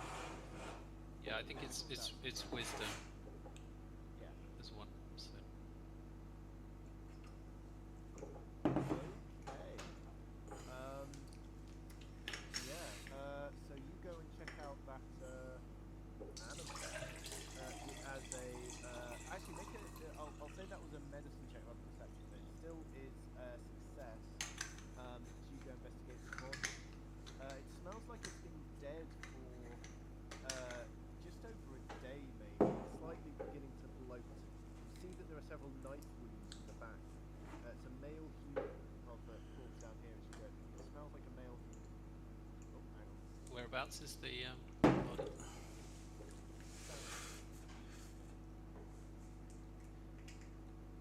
That's it. Famous Nirvana song. Ah, okay.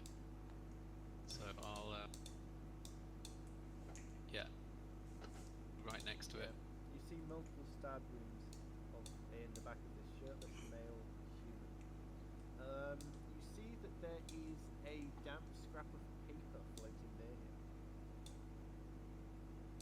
I'll go back. Partly on his leggings. Well, I sort of hardly know what paper is, so I'll go back and just. Oh no, I still got intelligence. I'll go back and just indicate.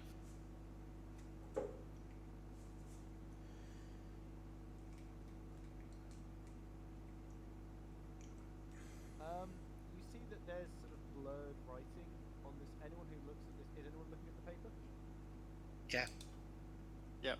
Look. You see the piece of paper is something like it's stained in blood as well as water.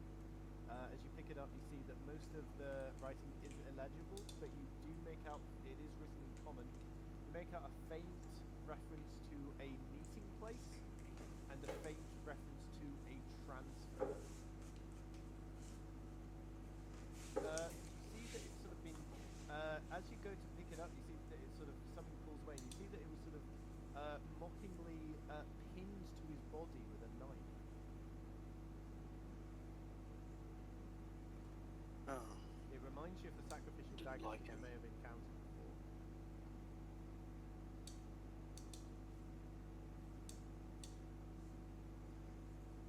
Okay, while they're doing that, I'm gonna just go ahead down this road. Yeah, so, 3 wooden beams brace the ceiling of this flooded chamber, which features a stone altar covered with rotting entrails in the northeastern corner. Sorry, Alex. Oh, Just yep. quickly, what was the note reference to? The meeting point and... A meeting point and something about a transfer.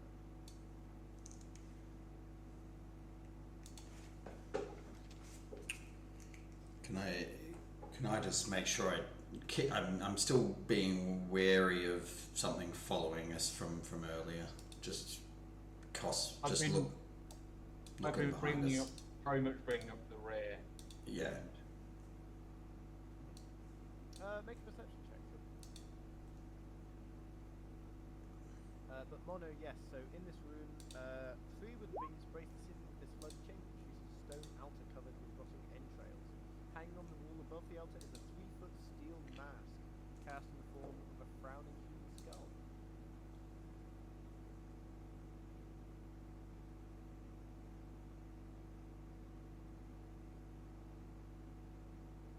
I'm so going to have a look at this new discovery.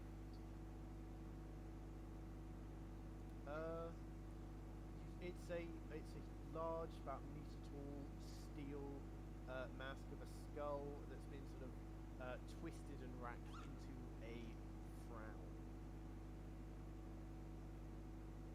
It does not appear to be overtly magic. Oh, sorry about this. It does not appear to be overtly magical. Do we know what the altar is to? Does anyone have any idea what this altar is to? Make a religion check.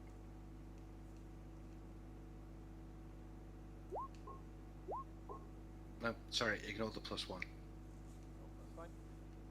You would both recognize this as an altar to Baal, god of murder, one of the dead 3. Can I use divine sense? Yes, you may. What do I? You don't roll anything, you simply activate it, but you do not detect any celestial, fey, fiend, or undead within 6 feet.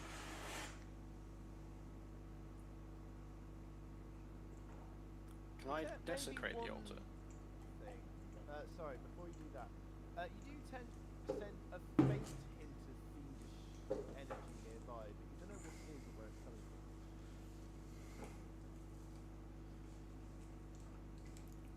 On your guard, lads. There's something coming. Alex, just quickly, with a 19 on that religion check, would we be aware of not just Baal, but also Baal's enemies in the Pantheon? Yes, I would say so. So you know that the dead 3 are Baal, Bane, and Merkul. Baal being the god of murder, Bane being the god of tyranny, pardon me, and Makul being the god of sort of death and undeath. All right, and actually, I'll ask Sylk this since he seems to know the city well. Can you tell me, are there temples in the city to either Helm, Ilmater, Lathander, or Tyr? You would know there would be. In a large Yeah. city like Baldur's Gate, there would be large and small temples for all of these deities. I will say yes to that answer. In that case, if we need help, I suggest we either go to the Temple of Helm or the Temple of Tyr.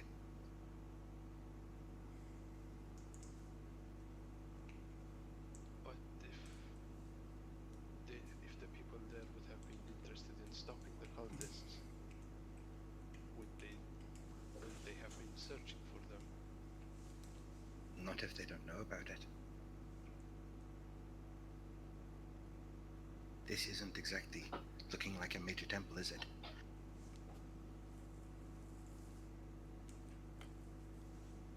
Suppose not, but are there armed warriors at those temples? At Helm, almost certainly. Tyr is a god of justice. Helm is a defender type. Neither of them particularly sit well with murder. Well, I guess best we can do for now then is to shut down this place of worship. As I go to kick over the altar. Oh, sure, make an athletics check. On the Just doing that. on the 23 perception, did we notice anything earlier? Coming down towards you from behind, no, you didn't. Good. I'm Seems just going to like they're squeak not round the. disturbing. Oh yeah, with the powerful, your muscles rippling under your arm as the powerful heave, you lift up the altar, slamming it onto its side. The entails falling into the fetid water as the skull mass is dislodged and clatters to the floor. Right, Well- that take care of that at least. If they didn't already know we're here, they do now. Just- I make a perception. I've been staying at the entrance to where we came in to the tunnel. And I make a perception check to see if there's anything following us. Yeah, sure. Yeah, I'm just going to squeak round the corner a bit stealthily to see what's around. Yeah. Also, you all see as if anyone who's looking around over here, you don't notice anything there.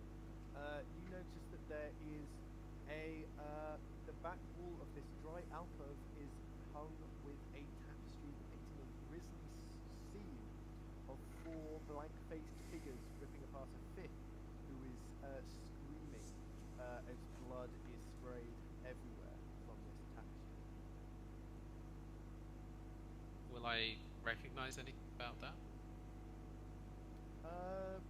It seems to be a scene. It doesn't seem to be it's a murderous scene. It doesn't seem to have any other specific iconography besides that. Make an investigation check. Me? Anyone who's looking at the tapestry.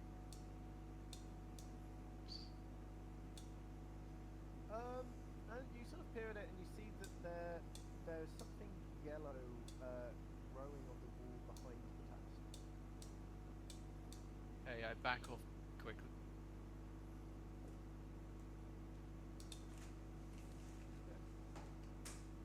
Also, Mono, as you look into this chamber, yeah, you would also, Tavi on 18, Lucian would also see that same yellow stuff on the wall behind the tapestry. As you look into this room, you can see the east door, on which you can see a carving of a tall armoured man engraved into the door, wearing a bucket helm with a black white gauntlet clutching shackles. Your companions would notice to be baying the god of tyranny. So it's just a depiction, it's not a statue. It's you a say? depiction engraved into the door, yes, and then painted. Okay, squeak. weak means clear.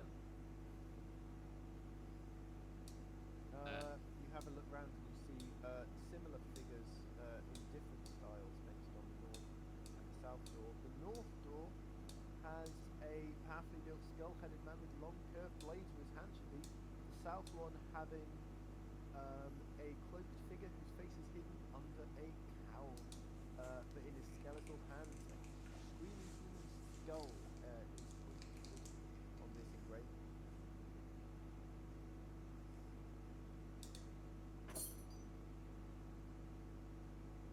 As I'm going past, could I do a quick check behind the curtain to see if I can identify what the yellow stuff is? Also, the murder scene, is that Baal's Ascension? Make a illusion check.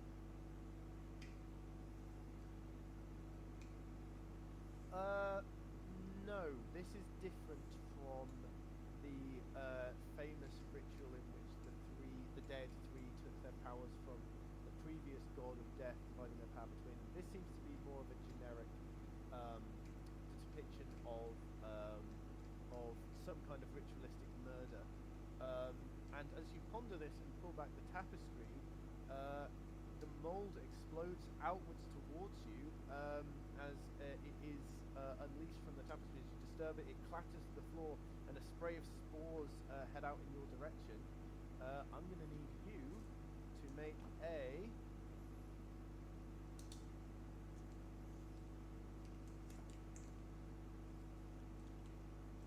Constitution saving throw, and Sylk, unfortunately, you are within the radius as well.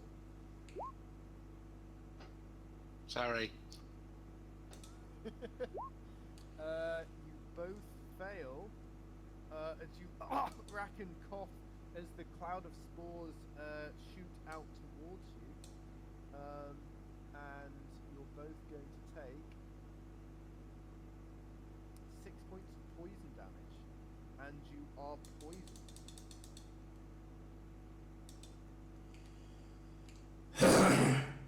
You back away. Dolan, you see that both of your companions do seem to be hacking and coughing, seemingly in trouble. What do you do?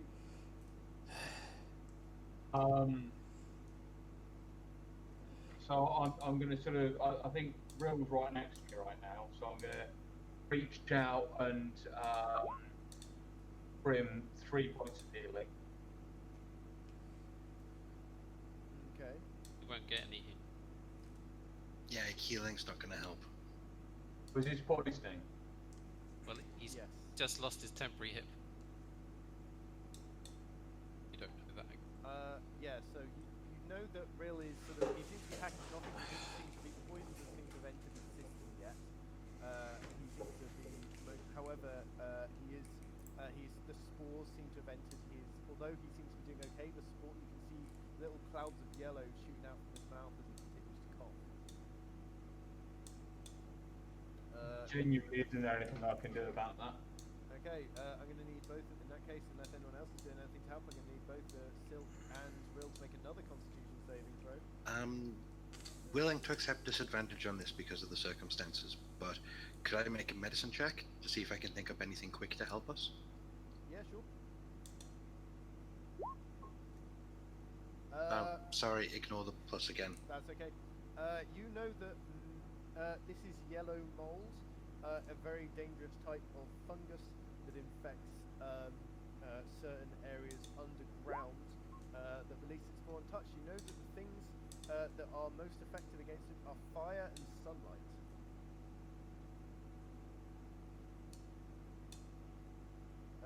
And you both take, as you ponder this, you both take 10 points of poison damage.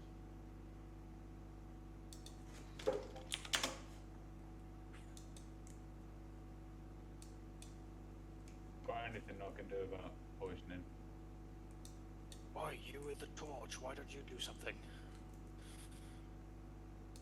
Does that mean that if we get back upstairs and outside, that should burn it off? Or if we get close to a torch or something like that? You on a 15, you think that maybe like getting fire inside you might help somehow. Fire inside. Because the problem is the spores are infecting your lungs and dealing damage to them. So you need to somehow get fire into your respiratory system. Can I sort of ask Does you somebody to- actually? Does somebody say this out loud? Like, fire. You have to breathe in fire. Yeah, I'll say it out loud. We have to breathe in fire. Who has alcohol? both of you stand in front of me. I can send some fire to you. No need. You'll probably produce too much. Okay. Allow me. I'll Okay. try to. Before having another roll, can I try really quickly to maybe use produce flame, the cantrip, and guide the flame down their respiratory systems so, above? if you are willing to let this happen, you will take the 1d8 points of fire damage, but this may potentially cure you. Yeah, why not? Trust I'm nearly me, dead let anyway. me- Do it. Honestly, let me do it. Let me do it. It's far less damaging than what you're proposing. Who has Druidcraft? Just do something. I wish. So I'm gonna who is it who's affected? Rill and Sylk. Well, in fact, no. Actually, ignore me. That's not gonna help. Never mind. Okay, as you take the... So, you're both going to have to... That'll happen after this, because you both have Okay. argued amongst yourselves. You both I'm take just- points of poison damage, both take another constitution saving throw. Yeah, I'm just gonna throw out. Yeah. 3. Is this on Rill, or is this on Sylk? Sylk, I another think con it- save? Yeah, sorry. Okay, Sylk, you cough the last few spores out your lungs, you're sort of shaking yourself, you seem to be fine. Just Rill. Lucian, you ball fist in your hand, you rush up to Rill and hold the fist down in his throat. Rill, you shudder and shake.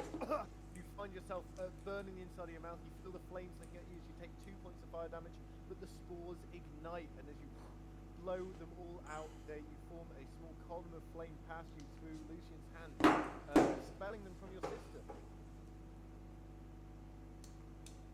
I had no idea that would work. You are very knowledgeable. Rill, Sure. you find yourself immediately as to this, you find yourself full of like, oh, I didn't know that yellow mold impacted your lungs in this way. You find it interesting the way that you sort of breathe them out, the spores sort of made their way deliberately back into your lungs after you exhaled them, and then the caustic sensation in your lungs made it feel like there was some kind of acidic nature to them as well as the poison elements. Fascinating. Ouch, but fascinating. Hey, Rill.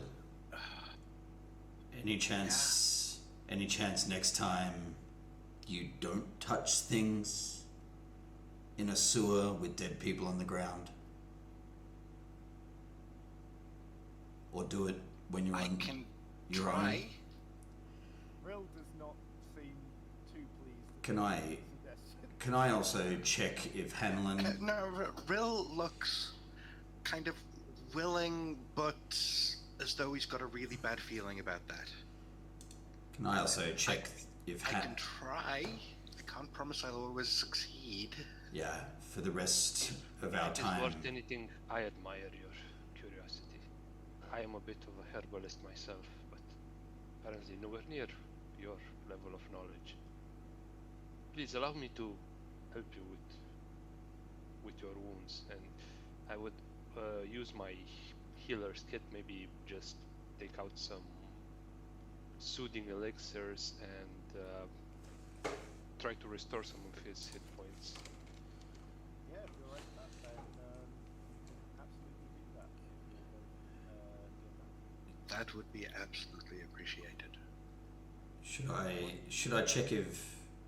I check if Hanlon survived through that whole process as he was on my shoulder? Hannon was a little way back from you, so he was Good. just outside of the radius. Okay. And I'll apply the same treatment to Sylk as well, if he'll let me. Thank you. Here, Yes. drink this. It'll help. Appreciated. Yeah, you pull out a liquid from the healer's kit, and as you breathe it down, it soothes your throat, and you sort of gargle it a little bit, and feel the vapors go down your throat, soothe your lungs, and you feel it restoring your lungs somewhat. I do feel I should explain though. Although I may know things, I do not have the skills to use such devices. I might be okay with the healer's kit, but I certainly don't have any herbalism or alchemy skills or anything like that. Can I check the door, the what I presume to be the Baal door? The one to the north.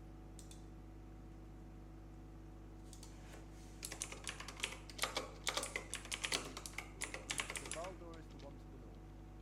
Yeah. Bane is the coolest to put out. Yeah, it swings. It's made of rotten wood. It doesn't seem to be locked. So it swings open easily. Oh, I'm a rat though, so I might not be able to open. You can sort of push with your nose and it swings open easily enough. So I will squeak along there. I'm gonna check for anything nasty as well. Yeah, roll perception.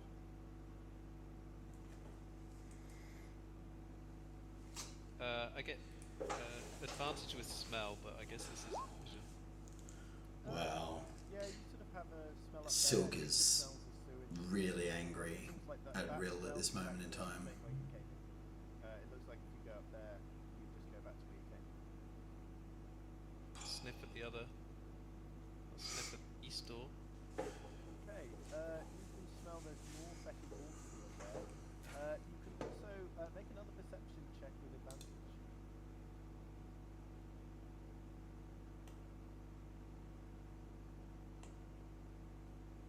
You can smell behind that door. You can smell a little way away sweat and blood. And just for be thorough, I'll sniff at the other door as well. To the door to the south, this one smells. Excuse me for a moment.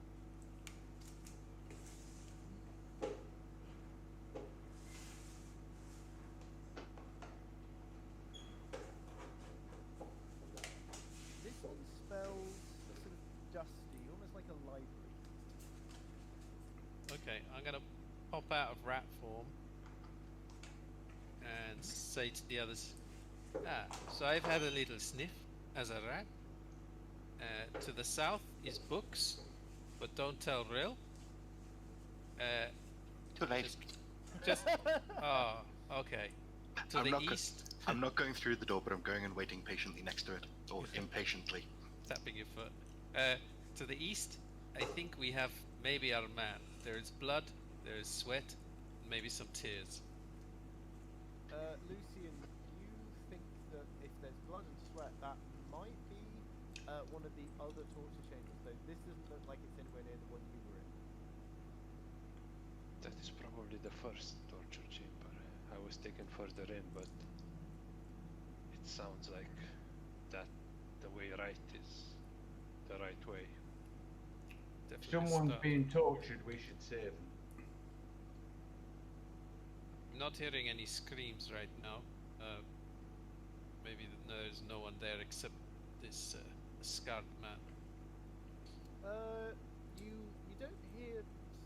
I mean, I don't know if you don't hear screams because on a 15 you do hear faint noises coming through, though nothing quite so loud as a scream. But you're not sure if that's because it's not a scream Maybe. or because it's too far away. I think it's That. hilarious, although it was quite Like, annoying. might be- Sylk, it's too far away to know annoyed. the details of that one. Okay, if we go this way, we have to.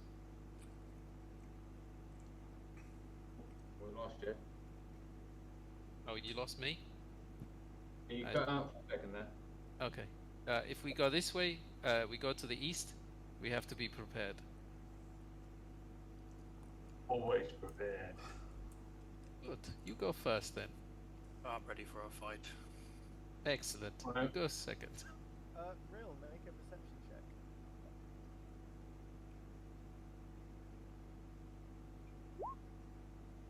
On a 10, you can't hear anything through the door. It seems quiet. You are still intrigued by the possibility of books. I know, but I've got another puzzle. Which of my companions seem to be the most frontline but least armored? That is a good question. Are you asking your companions? Well, Yeah, I will after a moment's consideration. Lucian's not wearing any armor, and he's carrying a staff, but he has mentioned his unwillingness to directly participate in combat.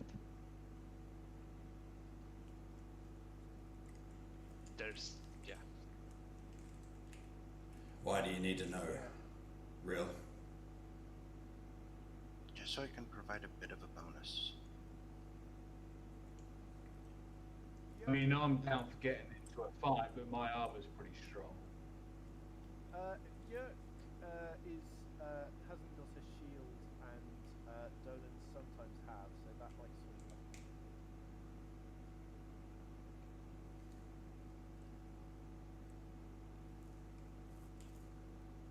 you. I don't think it matters if they've got a shield or not.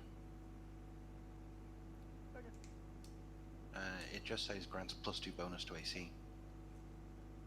I'm just gonna say, well, I'm not charging in anytime soon. I like to do things from the back. I'm gonna charge in, but but I'm pretty well protected. I do like swinging my greatsword around. Sylk, she is parchment stone.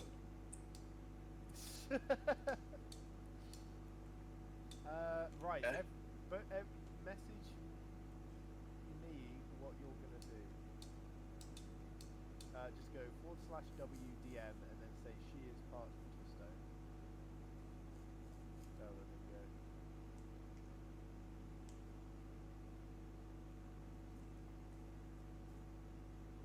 Sorry. /WDM and what I'm planning. Yeah. I can spell.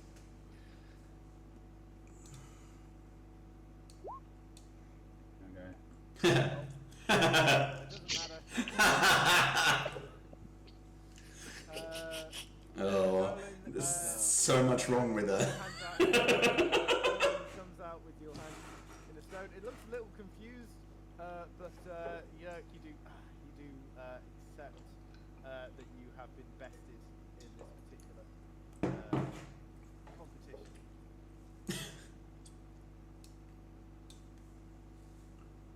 To go the spoils. Well played, my friend. Alright, so who's getting Shield of Faith? Me. Alright, then for the next 10 minutes or until I fail a concentration check, you got +2 bonus to your armor class. Okay, so just don't put that on Nice. your character sheet, just keep that in. Come on.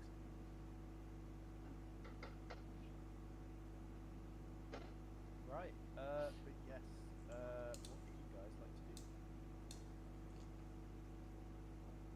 We're gonna head through the door that smells of blood and torture. Yep. Be done. Okay, you creak open the door and you can more clearly hear, from here, sounds of laughter. As you clank down this corridor, hang on. Sorry. As you, nope, that's not where you are. Sorry, let me speak that. Make a stealth check for me, please, both of you, with disadvantage. Obviously. Disadvantage. I get disadvantage on that anyway. I'm sorry. Yeah. On a natural one, you're actually a bit annoyed as you go down the corridor, and you're sort of subconsciously kind of stamping your feet, and it's like clang, clang, clang, clang. You hear the laughing stop and the yells stop, and you hear some murmuring noises around here, and the sounds of weapons being drawn. You also hear footsteps coming from sort of whispering as well, sounding like sort of creaky, almost open noises. Ready yourselves, they're coming. I'm guessing I'm being herded along by Sylk, but I'm trying to extract from him a promise that we'll come back for the books.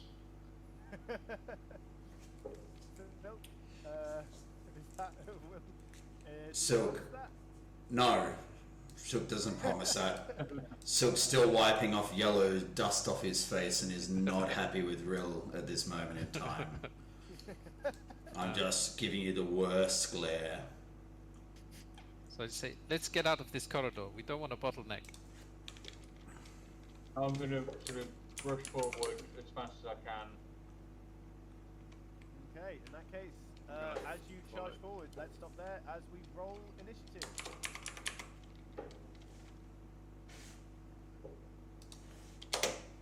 Right, no, stop moving your characters.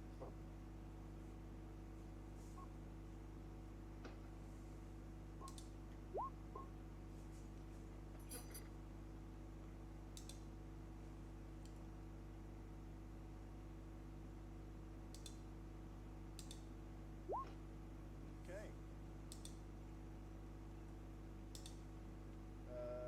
Right. First up is Hanlon. Oh, sorry, you rolled for her. Yeah. Oh, yeah. I'll, hang on. Sorry. That was you, wasn't it? Yeah. Yeah, I rolled for him, but that's okay, it doesn't matter. It was me, the first one.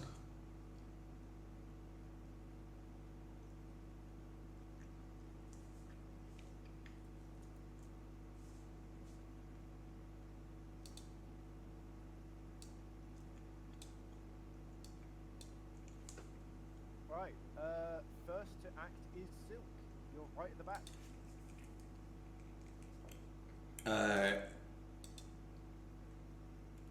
Yeah, so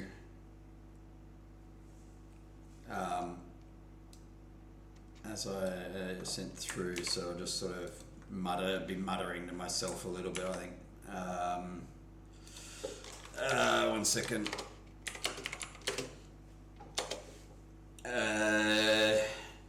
Yeah, I'll sort of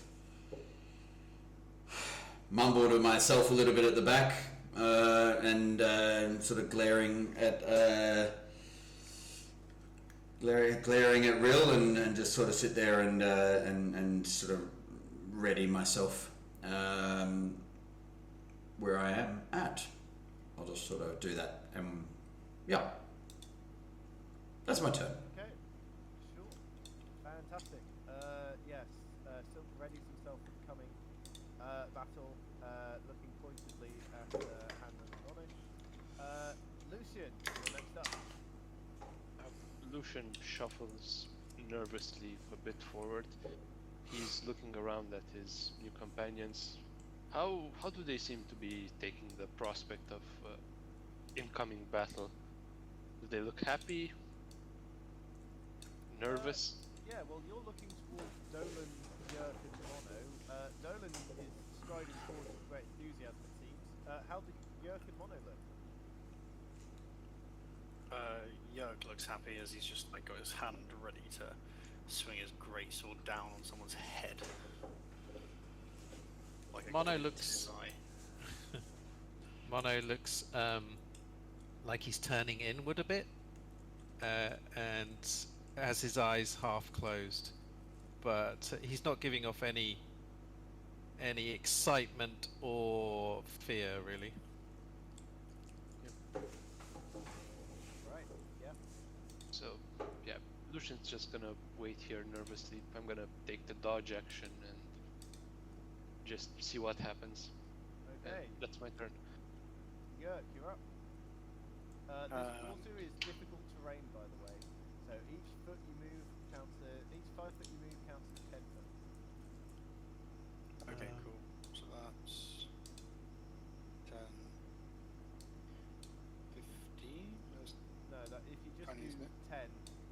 that's just 10. Okay. So I can. Oh wait, I don't know. So I can see that that person there, can't I? Just Yeah, so there's a deciding person to here, and the person here. let both people armed with have help and then weapons. go from One there. of them tall with a bucket helm and wielding a spear. The other one's slightly shorter. But So the idea is that Sylk does not want other people to know how he's going, what he's doing here. Doesn't want anyone to know. 3/4 cover from your position. This person has half cover from where you are. However, if you go down As here, long as then possible. cover.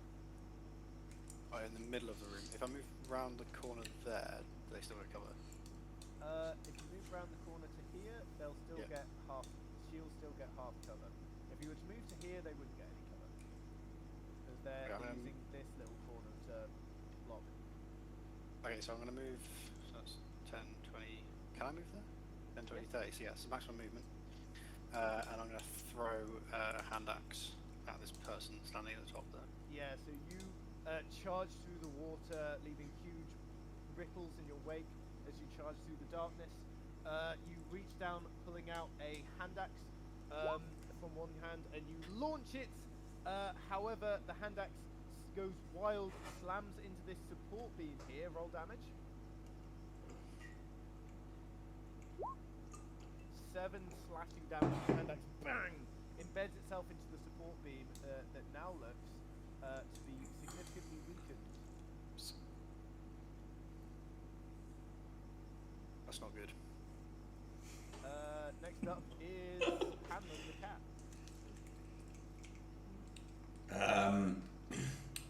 Hanlon will sort of move forward and scoot past Rill and just sort of sit up next to Mono's leg and just sort of look up at Mono and stay there. Hey, Helen, greetings. Does the cat fight? It doesn't seem like it particularly wants to. It's just hanging around. Seems me and the cat have something in common then. You see that this woman runs out from behind a little alcove with a bow ready, pulls it back after dropping her shield, pulls it back, fires over towards you. Yeah. This is partially 13 hits. one of the issues with with the lighting setting is that Okay, so I'm just going to scoot round the corner. it's difficult to get See into what what I can others are see. doing. Not to pre-plan it. It's not about that. It's you're part of the Yes. story. You're part of the talk. Yes, You're part of the chat, and that's why. That was 5 foot, and then down here will be 15 foot, and you can see figures over here and over here. Okay, I will come out a little bit more then, so I can just make out. So I can see 3 people. Yeah, this guy at the back, he seems to be naked and hanging by shackles from the wall. Okay. So I'm gonna cast. I think I can only see 2, but you said there were. Yeah, there's a person here, and there's a person here, and then there's a prisoner back here. And that's it. Okay, so I'm gonna cast. Gonna cast Fairy Fire at 20-foot radius. So it's a 20-foot cube, isn't it? So would that get both of them? It would, Yes. Yeah, of course. Yeah. However, the man succeeds. The woman fails, so she is now lit up with bright, sparkling motes of crystal that rise up from the ground and attach to her.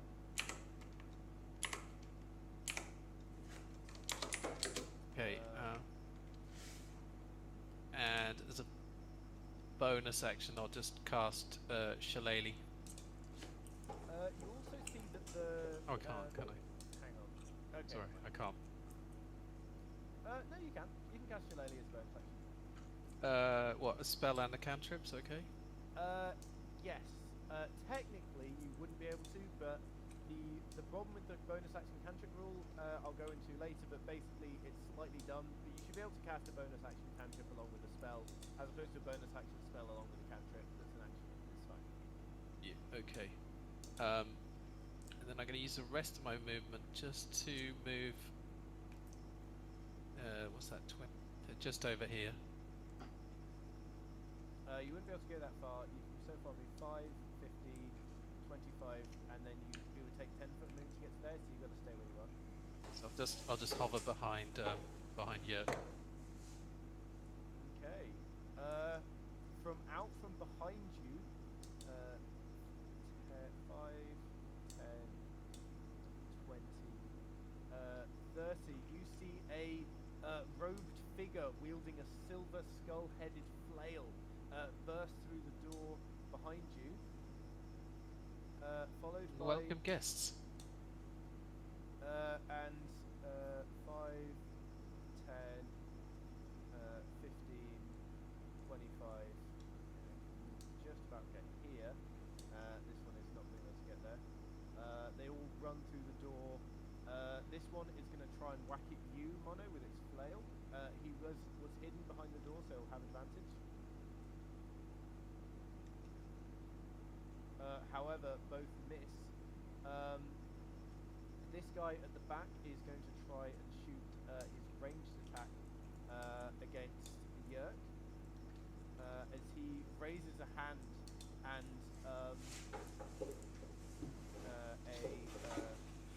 throws a claw towards you. Do I get any cover for that at all, or is it? You would get cover for that, and it misses anyway. Actually, no, it has advantage, so 24 to hit. Yeah, it's. Yeah, you take 10 points of necrotic damage. The one at the back is not able to get a hit on you because of the angles. As he raises his hand and this deathly claw flies through the air, slamming into your unprotected back as you turn and you feel it clawing and necrotic energy spreading out from it. Next up is this person's turn. They are going to pull a spear from their back and launch it towards Dolan.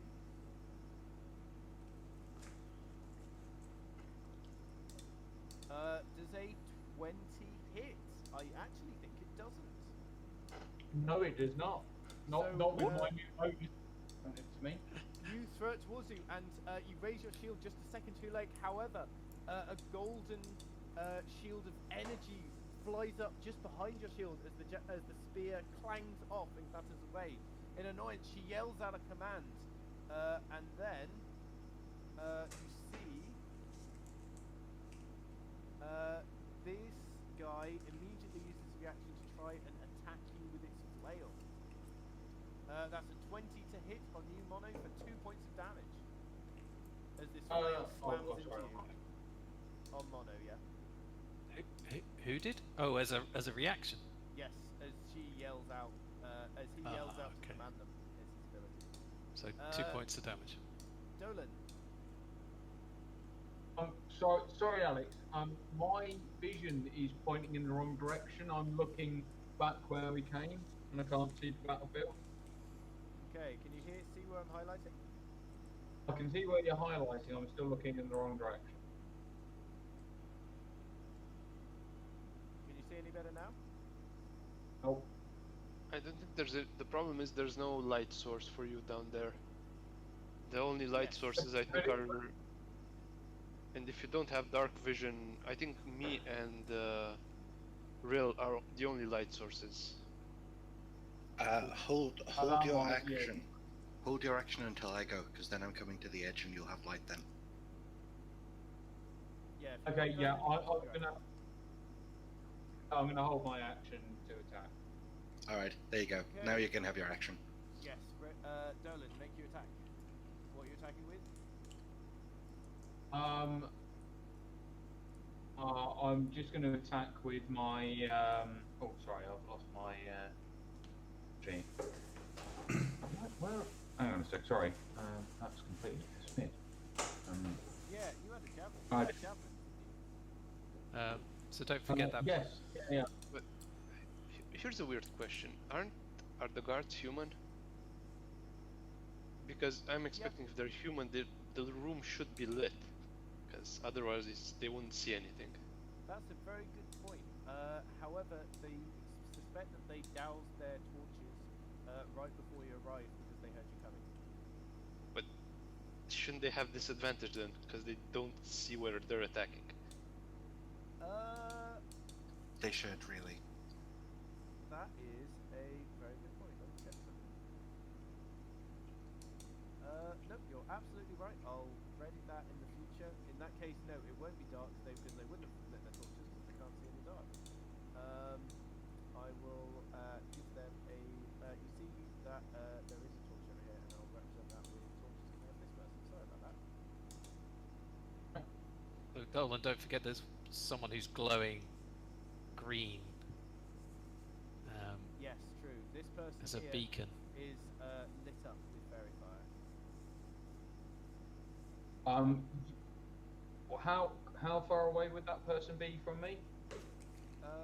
They are 30 foot. Oh, okay, so I'm going to use my movement to go up to them. You wouldn't be able to because the floor is difficult terrain and you're using ready action. So if you want, you can throw a javelin as a ranged attack, but they will have half. It would be really interesting to get an input from people in the Okay, like I'll who are just throw a playing, javelin. whether they like this Yeah, lighting. you do I mean, still get it advantage. sounds cool when you're talking about it. I think it should be that you turn it on with a baseline, so it puts a certain amount of light.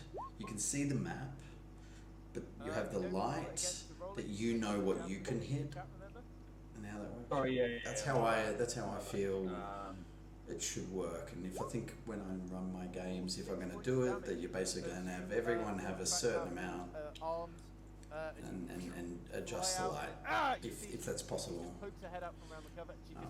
So you can see a certain distance with a certain amount. Because otherwise it's just, you're not involved in the game, you're not in it. And with that, it is now Rill's turn. Alright, I can see someone here. Their vision is kind of blocked. It's me. Yes, that's Mono down there, and then there's someone behind who looks evil and mean. Right.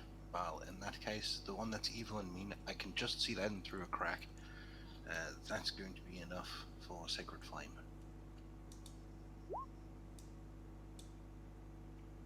They do manage to barely dodge out the way, shrinking back behind the wall as your flame goes out, incinerating a small patch of water, but leaving them relatively unharmed. Alright, well, I've already had my movement. I don't have bonus action, so there we go. Sylk. So I'll just, with a quick glance behind me, I'm just going to close the door behind me, see if there's anything coming, but otherwise then I will run forward. 5, 10, You don't see anything coming. 15, 20, 25, 30, and then I will dash. So 30 gets me to there, and then another, so 5, 10, and now I'm into difficult terrain, so I would only have another 5, that's 5, 10, so I would have 20 feet of movement left, so another 10. So I get into the room and go, oh, okay. I'll move across next to Dolan and go, so what's the plan? What is the plan? Plan. I think the plan. Please take one captive. Okay, well, then get at it. And then that will be my turn. Okay, so she's telling him to get at it. Lucian, you're up. I'm gonna move over here, and I'm gonna try to summon a ball of fire, a small, really small ball of fire with produce flame, and fling it at the old-looking cultist. Okay, he gets half cover. But yeah, go for it. Oh, that'll definitely hit. He gives a little yelp of fear as he clutches his shoulder as you pull back your hand and like fire springs from your fingertips.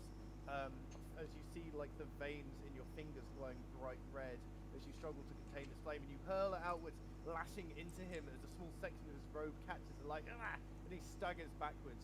He does not look like he's built for this kind of frontline fighting, but Yeah. he does manage to hold on. Would you like to do anything else? Lucian will duck back behind the corner, breathing a bit heavily. And that's my you turn. You feel, as the fire leaps after you, feel your blood running hot with excitement and anxiety. You feel as it might happen. Yerk. So I'm going to charge around this pillar, try and stem the flow of these weird dudes who've just showed up behind me and hit me. I'm quite Go pissed. for it. I Make raise that my roll. great sword and just thrust it straight down. Oh yeah, that definitely hits. Roll that damage. Oh, for 13 points of slashing damage. Aided by the bolt of fire, you catch this guy unawares, and with one swift strike you slash across him, and he crumples in a bloody heap in the water as red begins to spread out all around you. Anyone else want to attack me from behind? You see them. They seem, and they will get you yet, you filthy cowards. As they look about to back off, projecting somewhat. Right. It's now. Unless you have anything else you want to do, it's now Hanlon's, the cat's turn. I've got 10 feet movement still, haven't I? Yeah. Yeah. Can I just step on top of his corpse? Yeah, absolutely. Still advancing.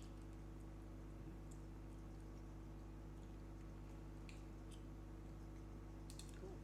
Hanlon the cat is gonna. I presume is gonna hang back. Well, it was either that or he's just going to run and sort of jump across and just get up on my shoulder. Hanlon seems pretty. But I think he's okay where he is. Yeah, he's pretty happy back there. Good. This person is going to run out with the crossbow, with the longbow again. This time is gonna try and shoot at Mono. Ooh, that is a natural 20 to hit, but only 5 points of damage. I spit on your bow.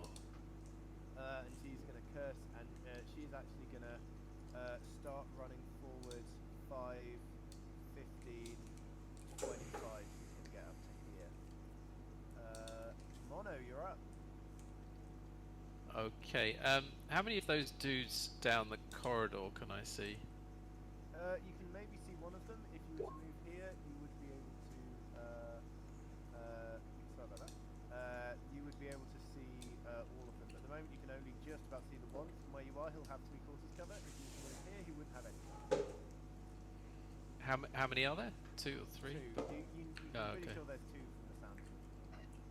Okay. It's kind of changed what I was going to do.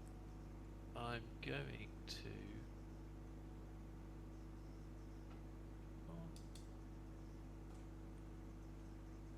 Sorry, I just.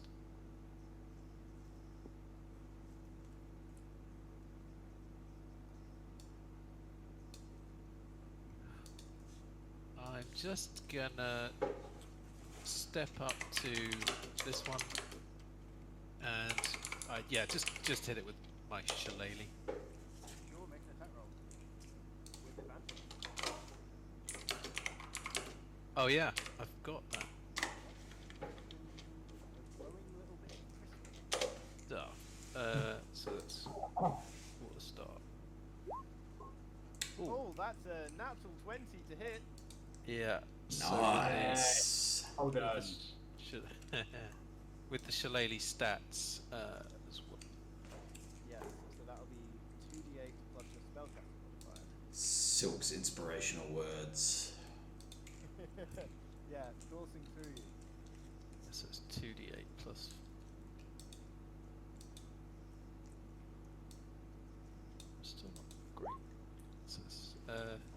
Oh, that's not so great. 8 points of damage. So 8 points of damage as you, she yells out and staggers backwards for a second into the water as you grasp your quarterstaff, obsidian spreading all along it until it is a huge block of black volcanic glass. As you slam it across her head, she staggers and falls, though she still remains fighting.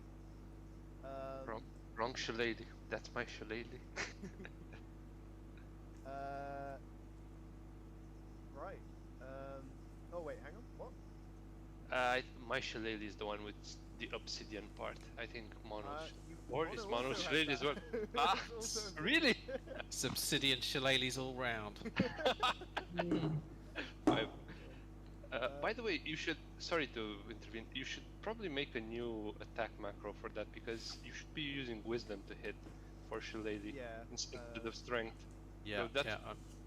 I'm a bit slow at doing all that right now, so I will do such as. Yeah, I think that should be. Just use the. Oh, yeah, we'll have to be a customer, but we'll get it sorted. Anyway, yes. So is there anything else you'd like to do with your turn? I shall stick it up. Stay there.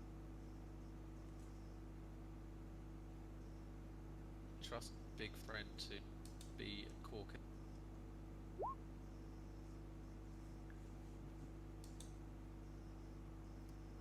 Cool. Alright, it's now these necromancer's turn. They are both going to. This one is going to dash backwards. You see it running, him running 10, 20, 30,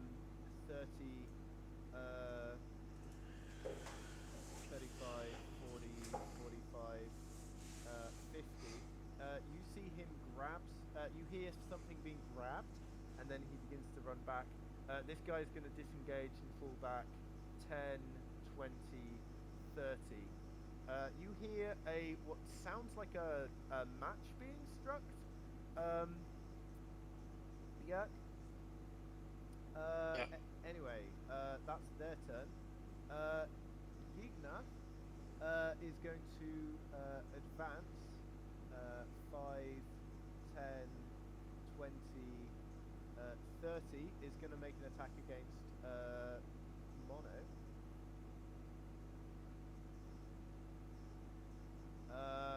And does a 15 hit? It does, yeah. You take 7 points of piercing damage, and he yells out, "Finish him!"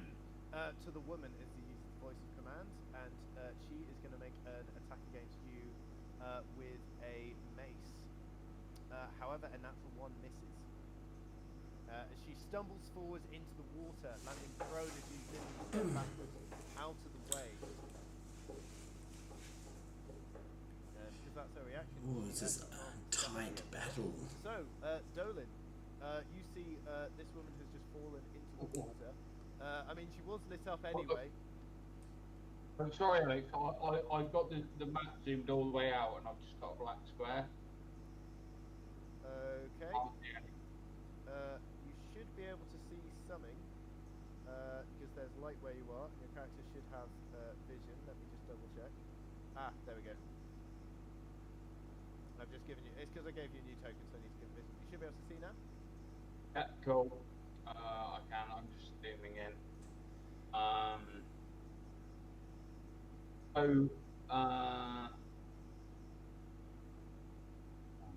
am I going to do? So I'm going to move forward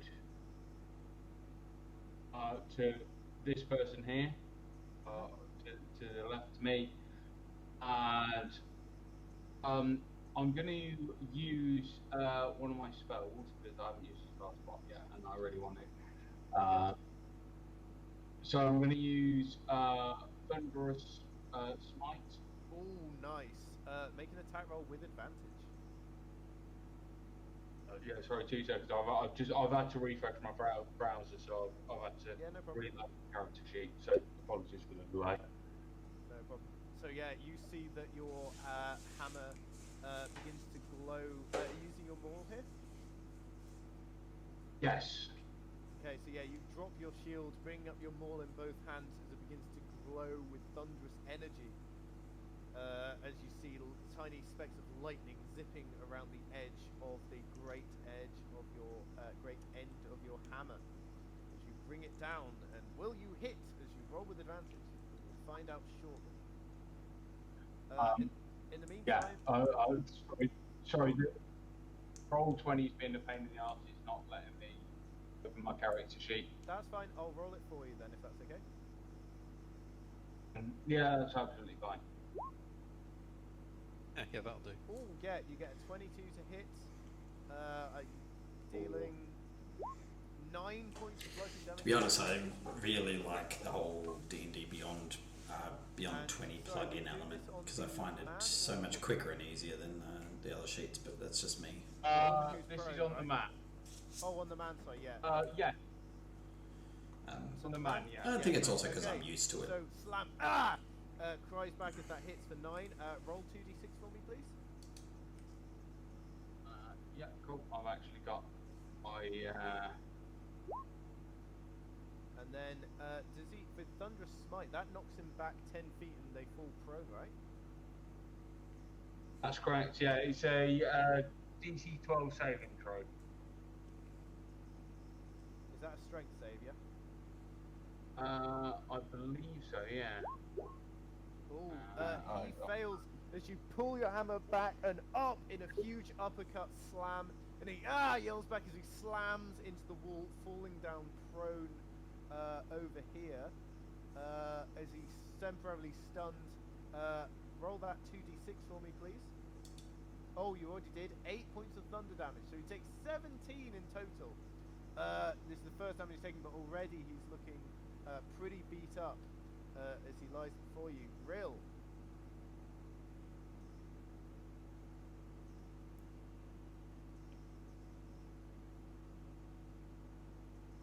Right, moving to there.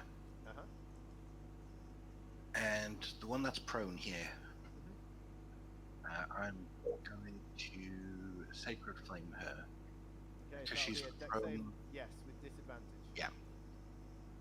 DC 14. That is a 2, which fails as you reach up a hand and a bolt of bright light slams down into her prone body, and you hear her gurgling under the water as it slams into her form, leaving a scar along her back as she struggles to right herself. Right. That leaves Sylk.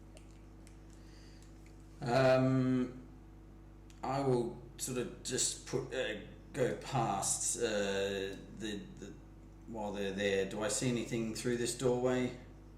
I don't. You just about see someone hiding just behind this corner. You also smell a distinct smell of putrid, rotten eggs coming from this area.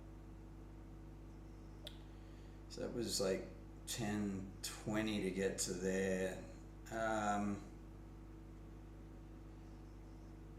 I'll actually I'll step up next to this person on the ground, and I'll actually take a swipe with my dagger. Sure, make that attack roll with advantage.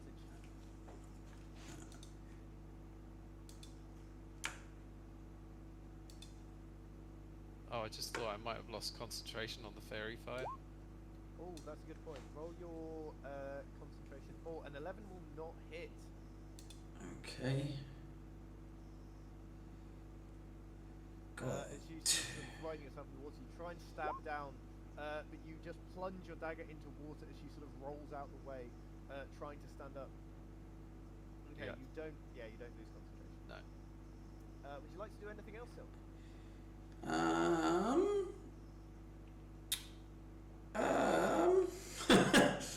Actually, I can just take with my bonus action. I can take a second attack with the other dagger that I have, right? You can, yeah. So let me just do that with.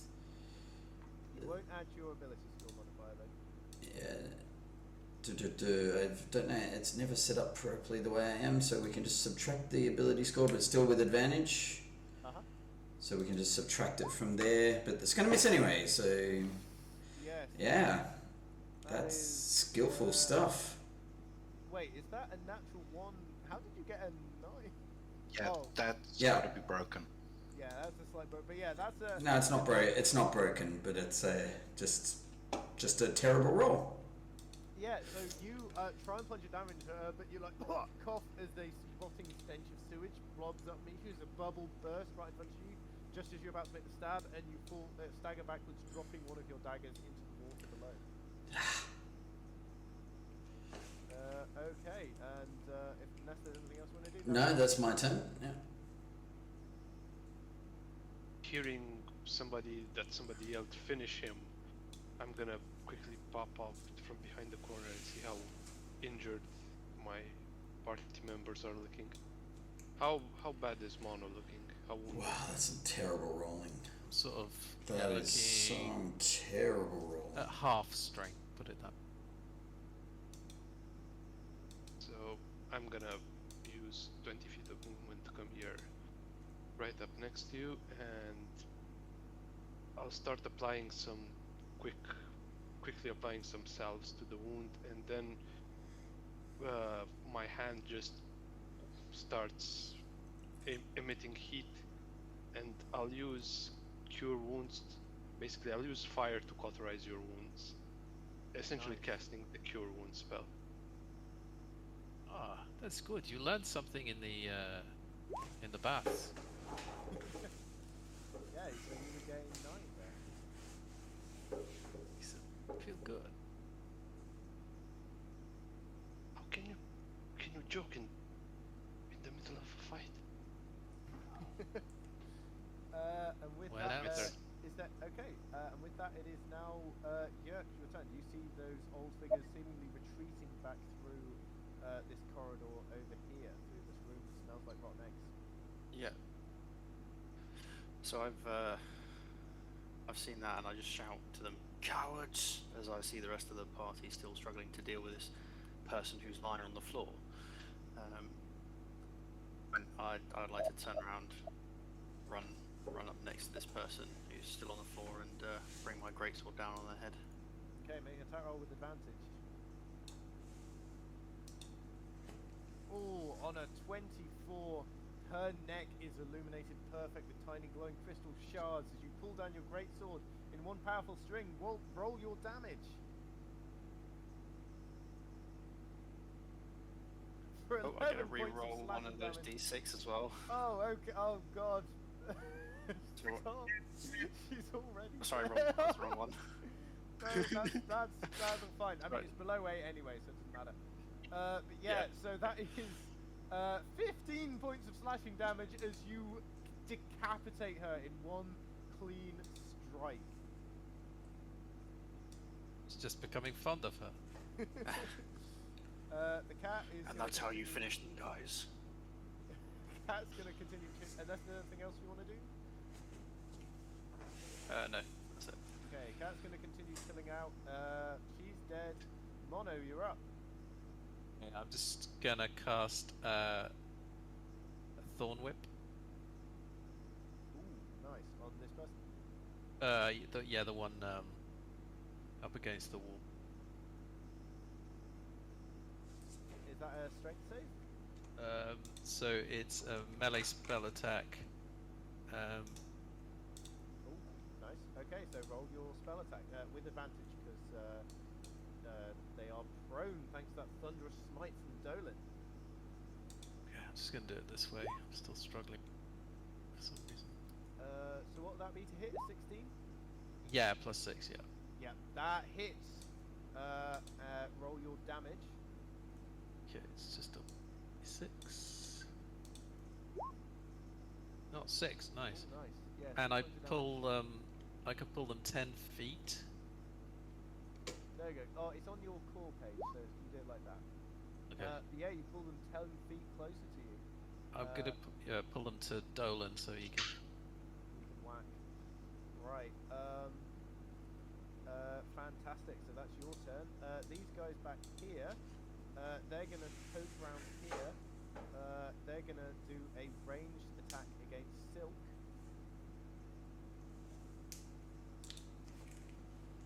As a screaming claw flies at you. Does a 19 hit you, Sylk? 19 hits, yes. For 8. And then after shooting that out, we'll pop back round here. This guy is going to drop something, run out here, make another attack. This time it will be against Mono. Does 16 hit? Just yet. 6 points of damage, and again we'll fall back. With that, it is this person's turn. He is going to stand up. He calls out to you, "You're weak! You're pathetic! You all deserve to die!" And he's going to try and make a stab at Mono with the spear. Pincushion. However, misses as you easily block it with your quarterstaff. Dolan, you're up. So this person to the left of me, I'm going to summon my maul at them, and I'm going to add Divine Smite to that. So. Oh, go for it. That'll hit. For That's the 13 weapon. points of damage. Then that's oh, it. yes. With one powerful stroke of your hammer, you slam across this creature's head. He yells out as his head is crushed against the side of the wall before slumping in a pile of broken armor. He is dead. That was a good smite. With that, only these two guys remain. Rill, what do you do? Where did the ammunition come from? It came from over here. It's like a spell infused claws that they're hurling at.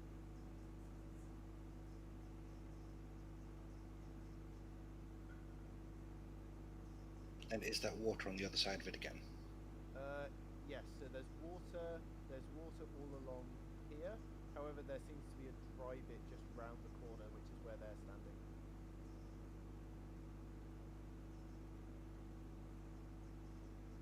Alright, I'm not going first, but I will step here, and I saw Sylk being shot, so I'm going to heal Sylk a bit. Okay.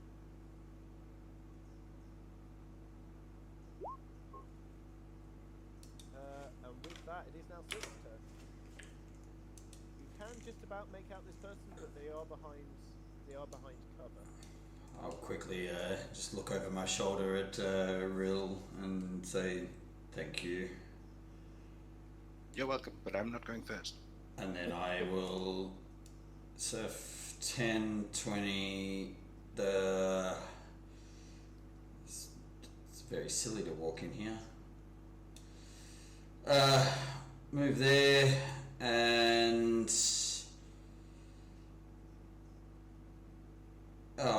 so the person here has 3/4 cover, you said?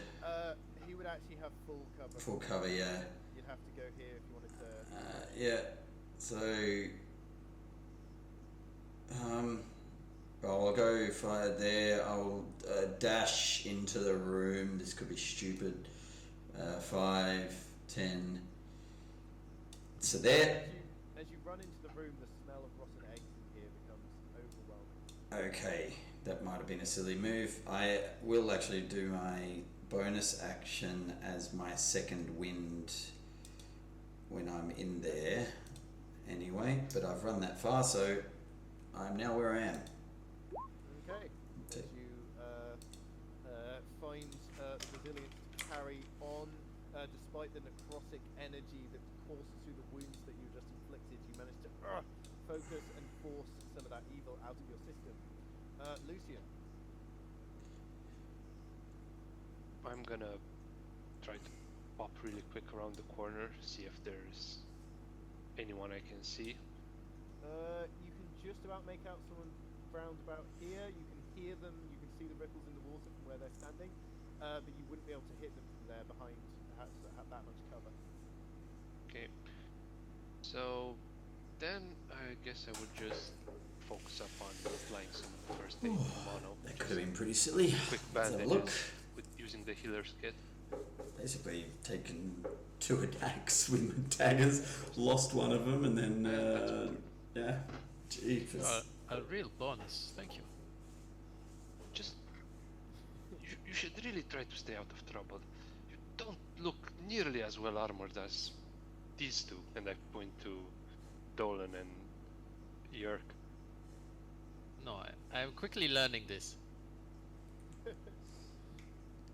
Right, yeah, so you quickly able to patch up Mono from where some of those spear thrusts left sharp wounds, and where some of the necrotic energy is still there. You bandage that up quickly and efficiently. Yerk, you're up. You of my stones have cracked. So I step over here and remove my hand axe, which is lodged in the pillar. The support beam, yeah. Yeah. And I'm going to move down. That's 20, 30. Can't see anybody from there.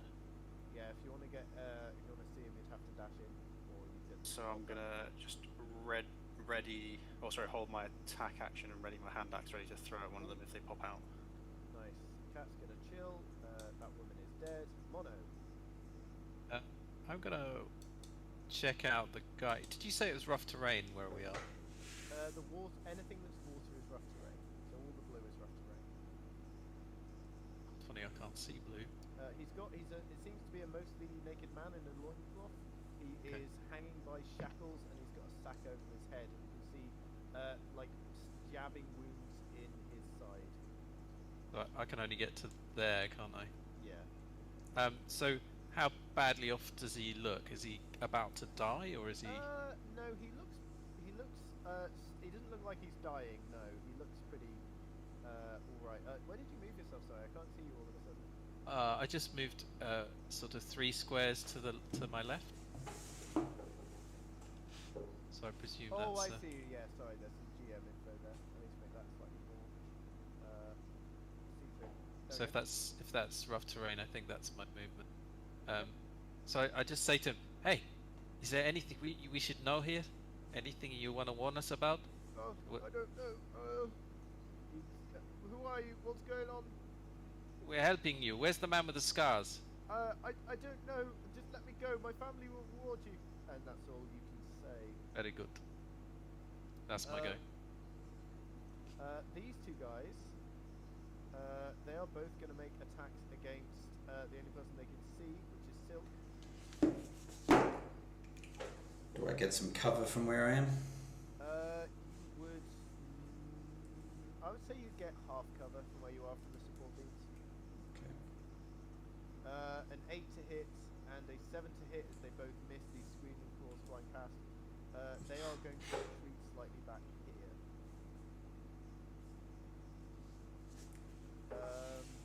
Right. This person is dead. Dolan. I'm going to move forward up behind. Up behind. Yeah, I'm assuming I can't move into Yerk's face. How's Yerk looking? How is Yerk looking? Just like he's got like a couple of scratches. Okay, I'm going to use lay on hands to add 3 points of healing to him. He's now looking back up to tip top as the couple of scratches he received just close up.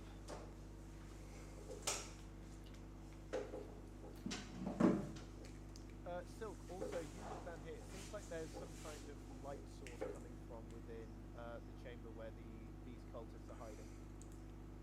Okay. Okay, Dolan, are you doing anything else? No, that's my turn. Rail, you're up.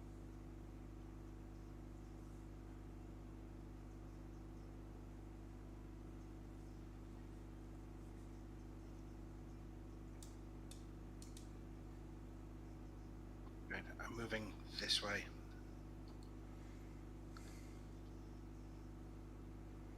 To go and investigate the mostly naked guy. Okay. Yep, you see the same thing that Mono sees. A mostly guy in a loincloth what seems like small stab wounds in his side. Not serious, though he does seem wounded. He seems cold, shivering. He's hanging by shackles and there's a sack over his head. He seems confused and he doesn't know what's going on.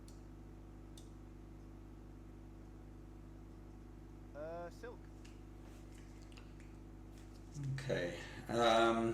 Sort of seeing them flicker away and no one else come in the room, Sylk's a little bit unsure of what he wants to do, but he will consider go. That's 10, 20 to there. I will move to there and I'll yell out and thing going on, a little help here, and then I'll ready an action to fire an arrow at anyone who comes around the corner. Okay, cool.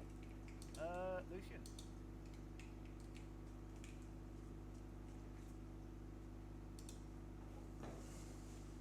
Hello, Tab, are you about? Yeah, I'm thinking.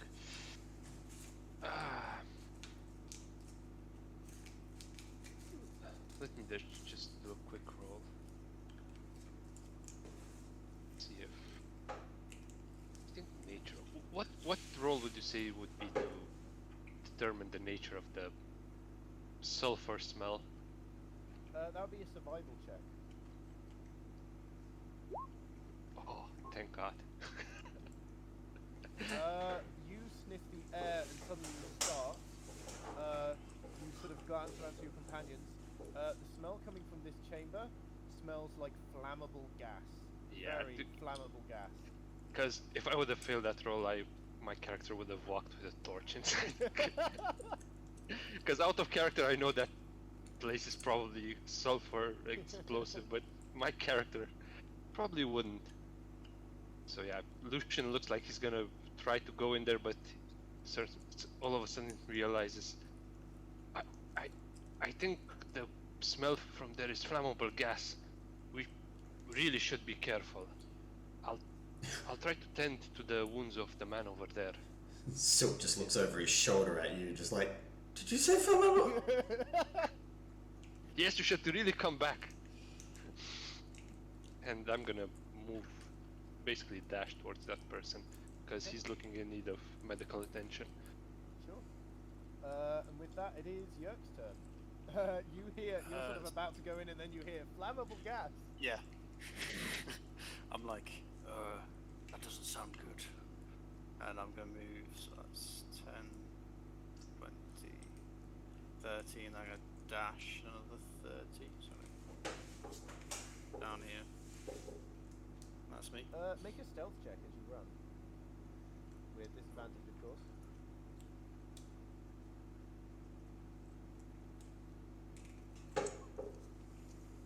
A 4.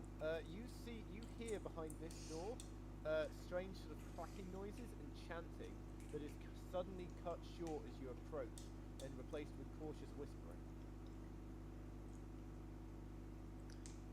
Oh God. Guys, there might be more of them around here.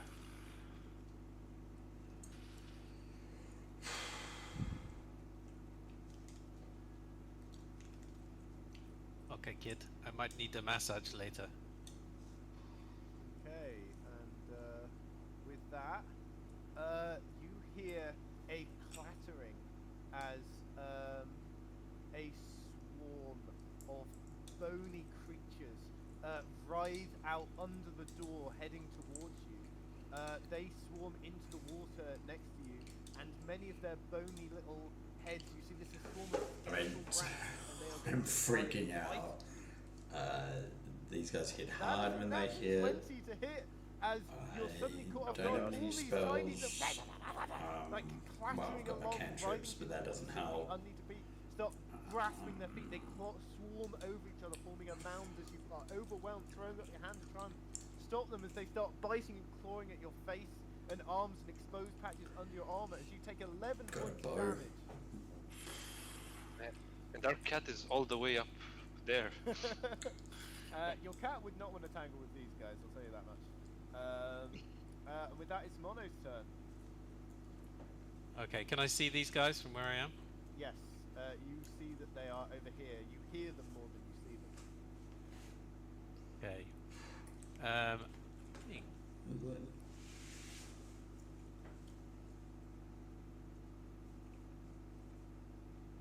Actually,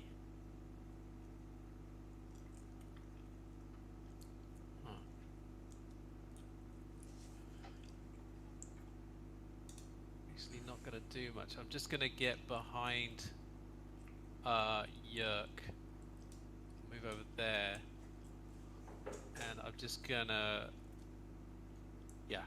hold my. I'm not gonna do anything. Just moving over there for now.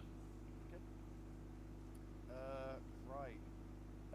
Mono, you see one of the robed figures rush around the corner holding a lit candle. You're ready, that action goes off. Try and strike him down before he can throw it. Me? No. Or real? No, Sylk. Sylk. Sylk. Sorry, I thought you said Mono. Sylk. That's a, Sylk has rolled 3 natural ones in his attacks so far. Wow. Yep, that's a natural 1. You... It's still a 12. Does that hit? And as you pull back, one of the old creaking rotten beams suddenly bends inward slightly, and you find your jacket, your long cloak caught on it. You sort of turn around for a second as he launches the candle towards you into the flammable gas as he takes cover. I'm going to need you to make a dexterity saving throw. Alright. Let's see how this goes. Okay, that is a success, so you will take half of this. Oh wow, you only take 4 points of damage. However, I'm going to also need you to roll a d20 and let me know if you roll a 4 or lower. Yeah, sorry, 5 or lower. 5 or lower. So just roll a d20, right? Yep. Oh, crying out loud! Oh no! So here's what happens. Oh. So the candle is launched through, igniting the gas. You instantly hold your breath and dive under the water as the blossom of flame barely scorches you as you fold yourself down. You look up and around as the fires recede, and you just look to see all around you the support beams groaning and weakening. One by one they snap as the ceiling begins to collapse inward on top of you. I'm going to need you to make another dexterity saving throw.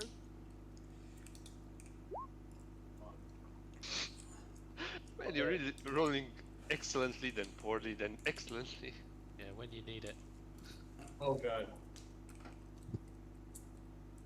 Okay, you succeed, so you'll only take half.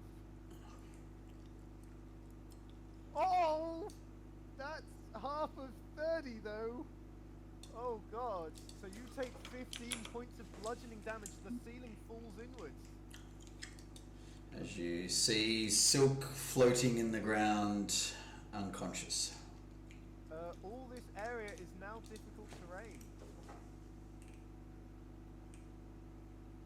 As the ceiling, huge slabs of stone fall still. You're sort of looking around, miraculously surviving the explosion. Suddenly a huge block of stone slams you in the face, knocking you to the ground, pinning you down under the water, where you're barely able to hold your nose and mouth above it as you begin to drift in and out of consciousness.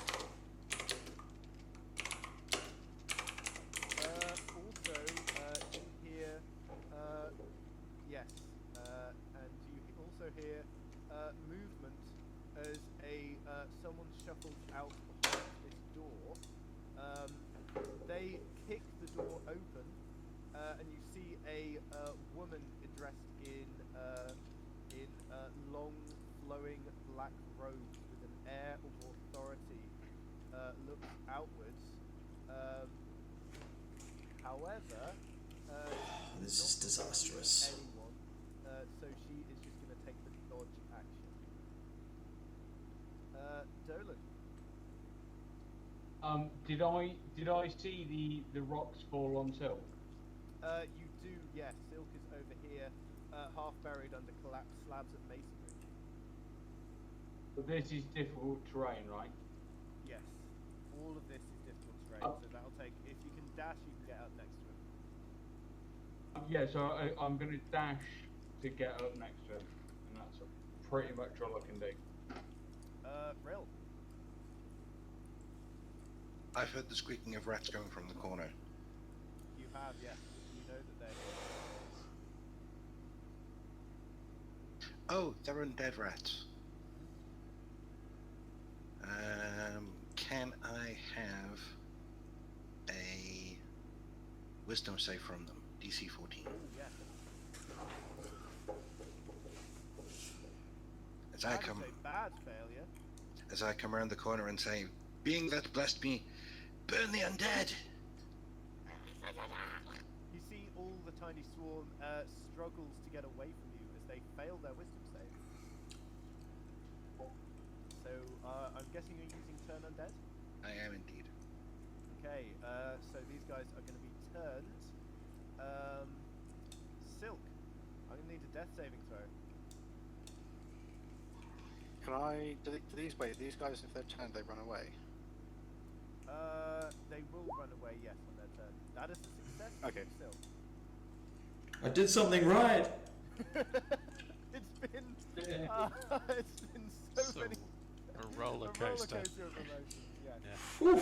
Sylk, you are I've got barely this managing thing to keep going. your head above water as you're trapped under this block of masonry.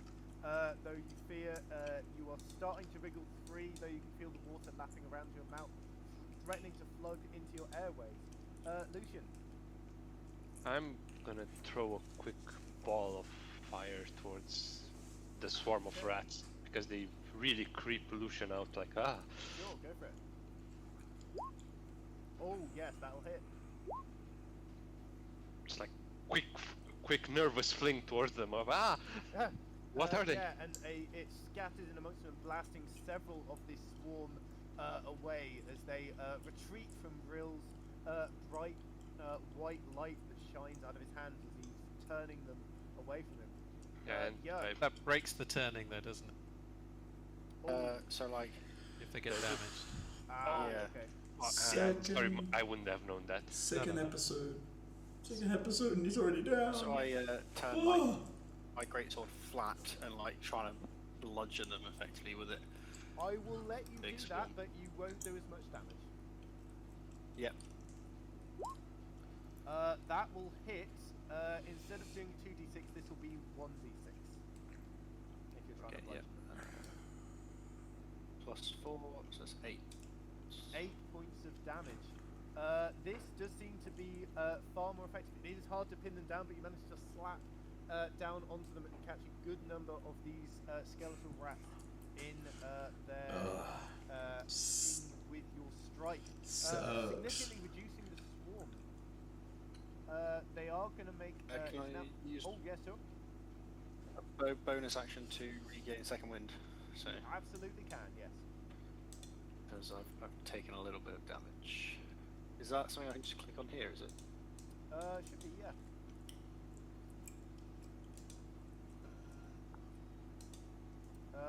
If not, just roll a d10. Cool. Oh yeah, so you regain 9 points of health. Sweet. Okay, which does mean that these rats now also have less of them to attack, so they are going to go for Rill to try and get back at him for trying to turn them. That's the 20 to hit for 6 points of damage. That is a hit.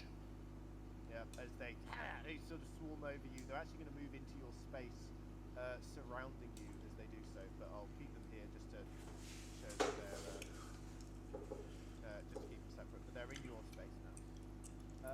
Mono, you see Rill around you, surrounded by skeletal rats that are swarming and nipping at his ankles. Okay, can I see what happened to Sylk? Can I see him from there? Yes, you can. He's over here. Okay, then I'll immediately cast Healing Word 60 feet. Nice.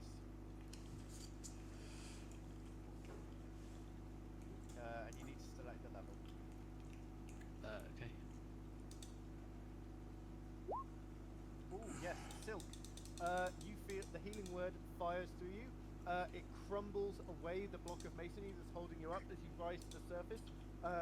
Taking a huge gasp of air as you feel like the wind knocks out of you and you suddenly feel reinvigorated. That's my little friend. Okay, that's your bonus action. You still have an action if you'd like to attack the rats. They're technically in real space, so you can attack them as if they were here.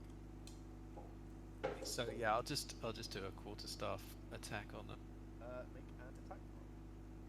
but I'll keep my shield up. That will hit. So it's 1d6 plus 4, I believe. How do I do? Do I just click on the quarterstaff then? Just no. We have to do it as a custom thing. We'll sort that out for next So- week. But just for now, just roll a 1d6 and then. It's that. not a I think shillelagh. It's just the. I don't have the shillelagh up. Oh, you sorry. know the In shillelagh. that case, I think it's it's where 1 it minute says- after you activate Yeah, it. there. That's what I thought. Yeah, so it's only 3 points of damage. You slam through. This still seems to get a few of them. The slamming down on them in such a fashion does seem to be more effective than otherwise. So not too It should, much. it should still be shillelagh because shillelagh, once you use it, it's up for 1 minute. That's true, actually. Okay, sorry. So that'll actually be what, 7? It's yeah, +4. Yeah. Yeah. So they are looking. There's barely any of them remaining. Only a handful. These two. This one is going to come out. It's going to fire another claw over towards Sylk. However, it will have disadvantage because Sylk, you're prone. Does a 15 hit? It does not. It shoots over the top of you, and he is going to retreat 5, 10, 15, 20, 25. This one is also going to come out. This one is going to make a shot towards Dolan. He will not have disadvantage, but he will have half cover. That will also miss, and he is also going to hit. This figure comes out, stepping over here on the back here, because they're in real space. He looks towards you, Jurgen, and she says, you see that it's a imposing looking woman with the very drawn, thin face, saying, "Who are you to intrude upon our realm?" And she is going to attack with her flail once upon you and once upon Rill. So on you, does a 15 hit? No, it doesn't hit. And on Rill, that's an 11 to hit. Oh, I'm glad it wasn't that natural 20, or you would be extremely dead. Holy shit. Fantastic. However, you are both able to dodge out the way as a flail. Rill, you dodging behind as this skull skull-headed flail slams into the side of the wall as you barely dodge backwards, and you see necrotic energy leaching into the wall and crumbling away. My heart is pumping. This is amazing. Dolan. Yeah, so can I move forward and then move up there? Am I out of difficult terrain now?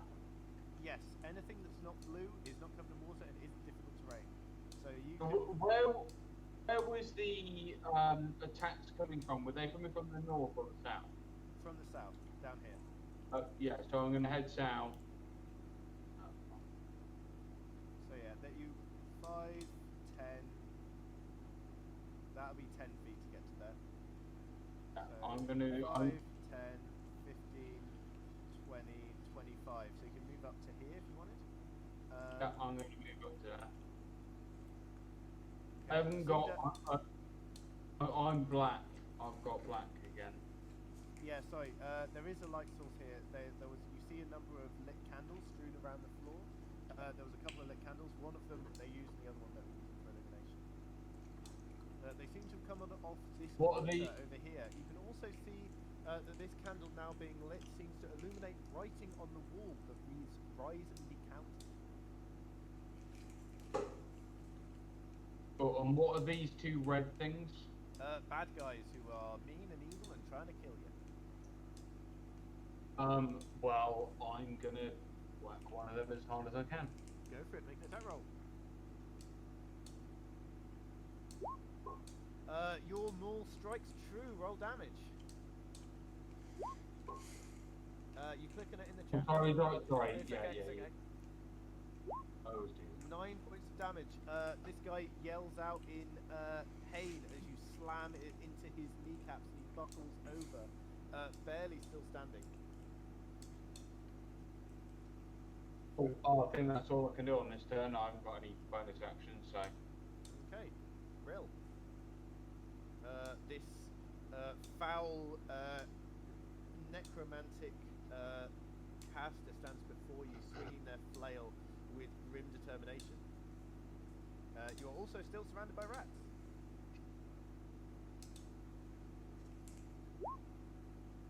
Sorry, I was just checking to see if Shield of Faith was still up. I'd Okay. forgotten I'd cast that. It is. What would you like to do? What I'd like to do, I can't do. What would you like to do? I'm interested now.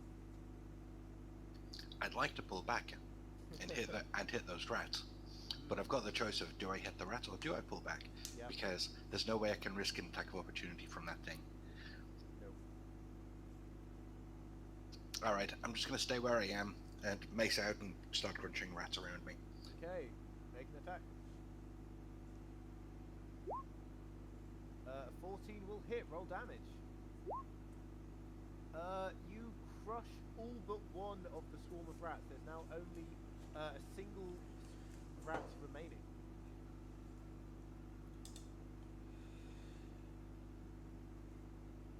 However, it still looks pretty vicious and wanting to bite you as it scampers around your feet, biting at your ankles. And with that, unless you want to do anything else? That's everything I can do. Okay, and with that, it is now Sylk's turn. So, Sylk is seriously questioning life decisions at this point in time, but he's going to get himself up from the prone and move 5, 10, the rest of his movement to there. Look around the... Would I see them if I'm there? No, to there. Yeah, you would see them. There's an altar full of black I'll move to... most of which are unlit, and the single candle in here is illuminating writing on the walls, reading "Rise and be counted." I read that, I look up, I see the guy who fired out through the light, and I put up my longbow and I fire the first shot at him with my longbow, with my silver hand pulling back the string,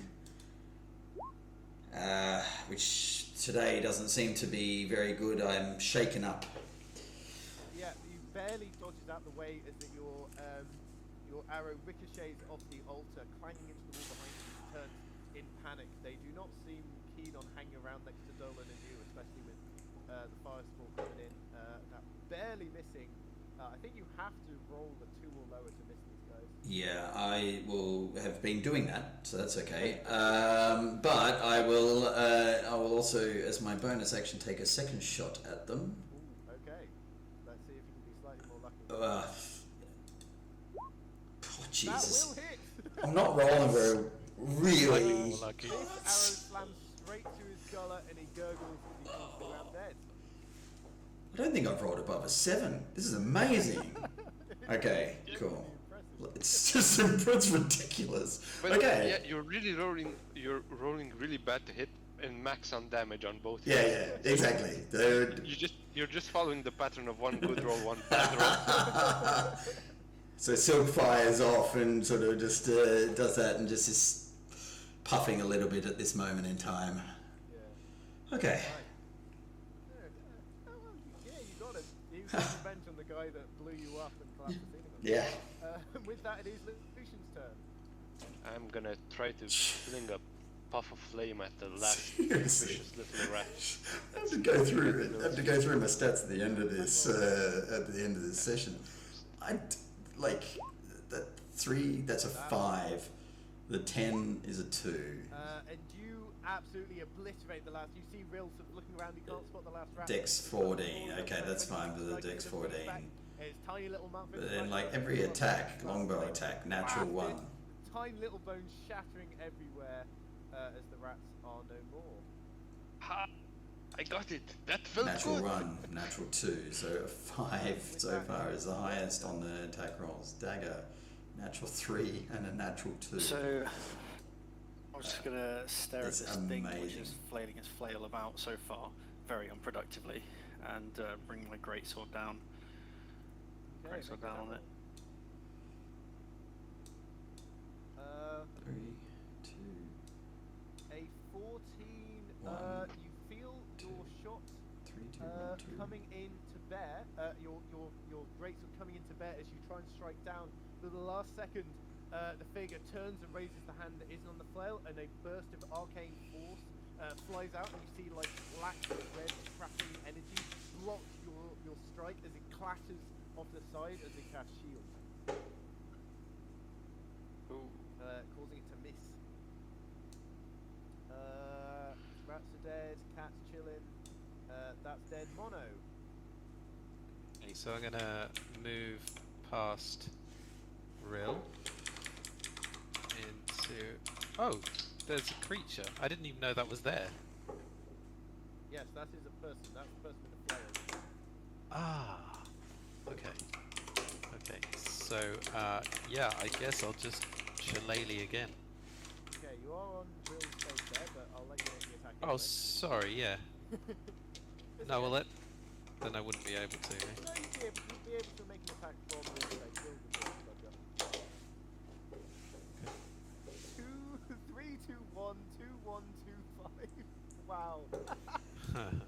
And let's not forget the roll if the support collapse. Yeah. Also very important. Yeah, exactly. Then also max damage on the support being damaged pretty much.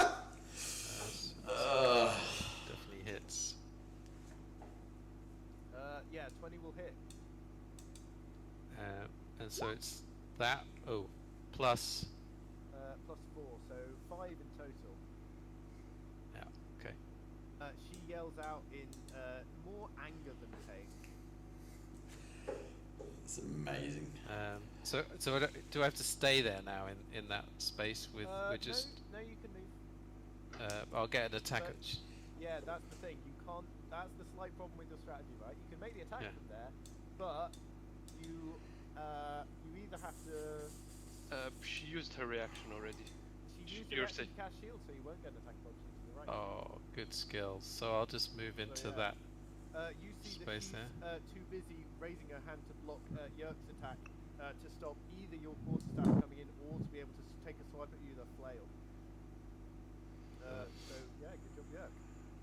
I'll move to about there. Okay. That's me.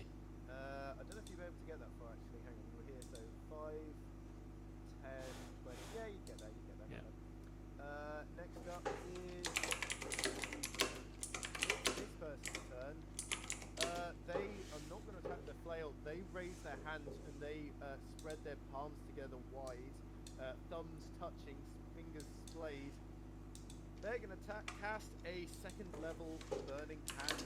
I'm going to need Rill, Yerk, and Mono to make a dexterity saving throw. Rill, you get a Could +2 be big. because you've got half cover.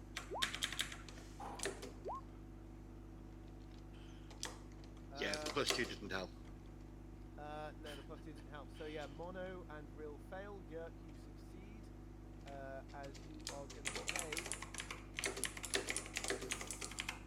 If you fail, you take 17. If you succeed, you take 8. Down. Down. Yep. Yerk, you grit your teeth as you see your two companions fall beside you. The woman laughing as she fire spews out, bouncing across the surface of the water, rising up and blasting Mono. Rill, you are also got this blast. Yerk, you sort of turn your back to it and it's blast your back and you hold off the brunt of it. Dolin, you hear that your companions to the north may be in trouble, but there's also one remaining of these cloaked figures in front of you. I'm going to absolutely whack the cloak figure in front of me. Ooh, that is going to just barely miss. You think what you do a good blow, but this feature is so emaciated as you swing your hammer through the ropes, you're just hitting an air. Yeah, that's my turn. Okay, Real, I'm gonna need a death save.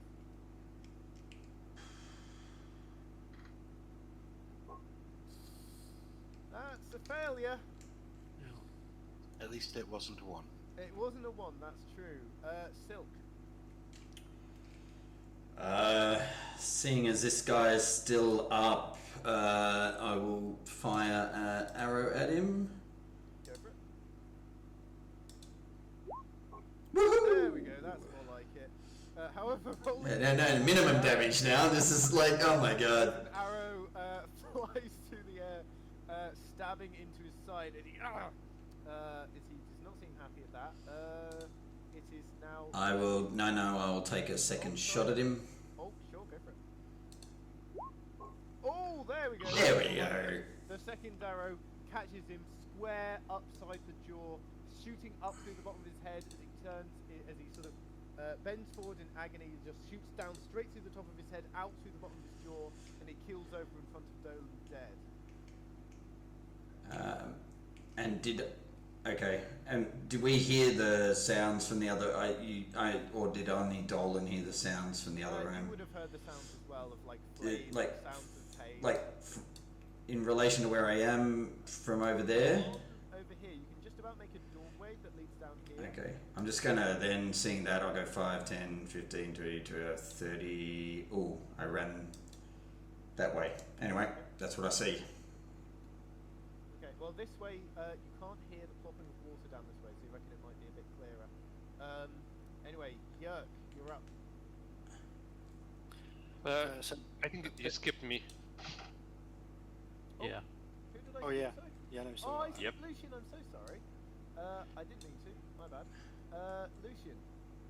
So you see seeing- your companions in yeah. trouble. I guess I only see Rill go down. I probably would hear some yelp from. Yeah, Mono does From not back. sound happy, and you hear someone falling into the water. I would move next to Rill, almost panicking. No, my friend, not yet.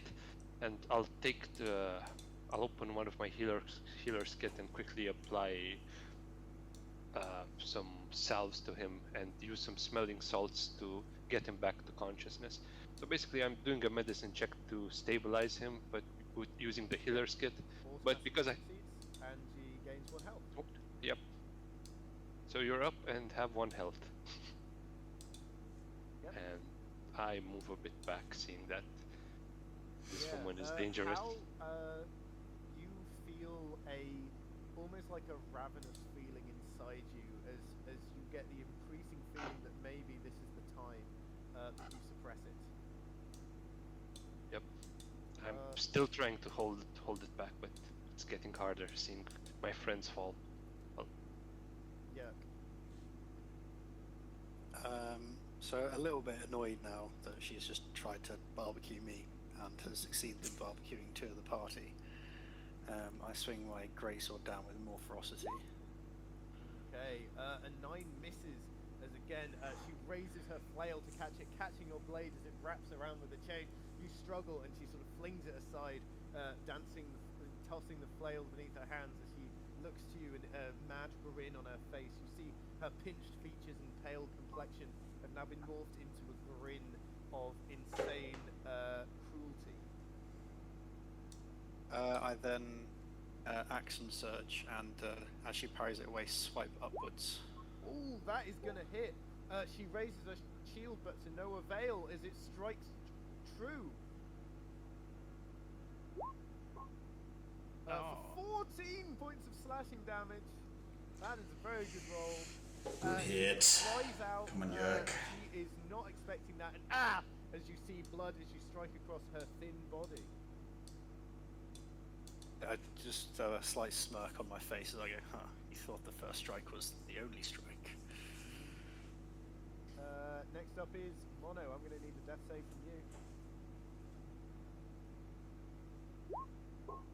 That is a success. Come on. However, it is now the turn of this lady. She raises the flail and she says, "I'll show you a strike." She's gonna try and make an attack against you.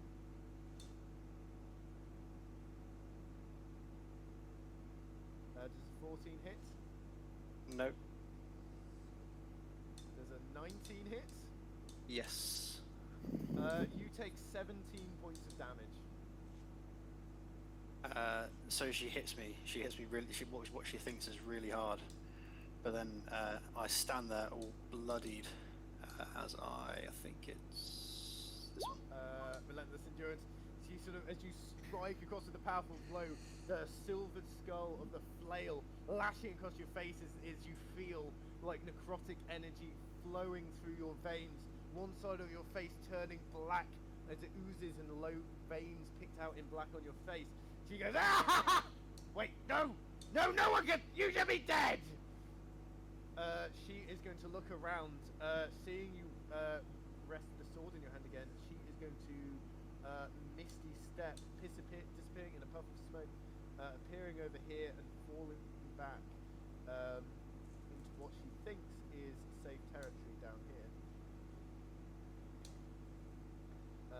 And you would actually hear her, Sylk and Dolan just behind this door. Dolan, you're up. Yeah, if I hear her behind the door, I'm gonna head in. Okay. This way or that way? You hear over here, where I'm picking. Behind the door in my direction. Okay, yeah. I'm gonna head in. Okay, yeah. If you get to the door, you can to here. You can open the door, revealing her behind it. Not there because that's outside the map. Right. Where am I heading? Can you ping again? As you open It's- the door there, you will see her behind it. I'll Yeah. actually say that you can pick up a candle as you go. Cool.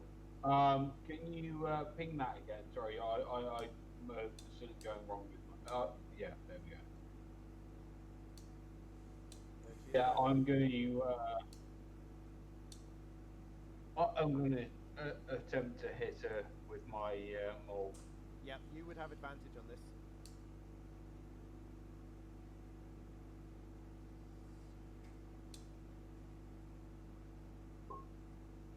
23 will hit. Ooh, yeah, Sorry, just click I- yeah, I- that's okay. I keep clicking the wrong thing, sorry. For 7 points of damage. She cries out as suddenly from behind her, you kick through the door. You've got a candle pressed. You pressed a candle onto your shoulder using the wax, pulling down the hammer, slamming into her back from behind as she cries out, stumbling, turning, flail in hand. What more of you? That is your turn. Rill, you're up at 1 health. You see Mono over here floating in the water. Alright, push myself to my feet. Oh, this is nerve-wracking. This is maybe this is partially the good part of not being able to see the map, 7 not hit points knowing back which up, yeah. way and what's happening where, because I was like, which Go way get should it. I go? And did I run the wrong way? So that could And also be a good thing with this lighting. moving around there I so we wouldn't can have help known out what's next happening time. where. Sylk. So I will step up seeing the attacks. Can I see her from where I'm standing? Yeah, just about, though. She'll have half cover. Alright, well, and if I get up closer, then I'll have disadvantage, I guess. So, I'll just take a shot at her from there. Yeah, I'll take a shot. Go for it. You pull back your bow, trying to find an opening. You find it. Stab very hard to hit her from this angle, but you do manage to get there. Stabbing in for 8 points of damage as you perfectly, as she swings out, tries to block the shots by block the strikes with the maul by swinging out the mace. You find it sliding an arrow into her arm as she flails outwards. Ah! Yeah, and that's she's my... looking more and more wounded. Lucian. I'm gonna run next to Yerk and ask, "Where'd she go? Where'd she go?" You Around the corner somewhere. She just disappeared in a cloud. You saw her disappear sort of down this way, but you're and then maybe just about saw her scamper over this direction. Okay, so I'm gonna run after her and dash as much as I can.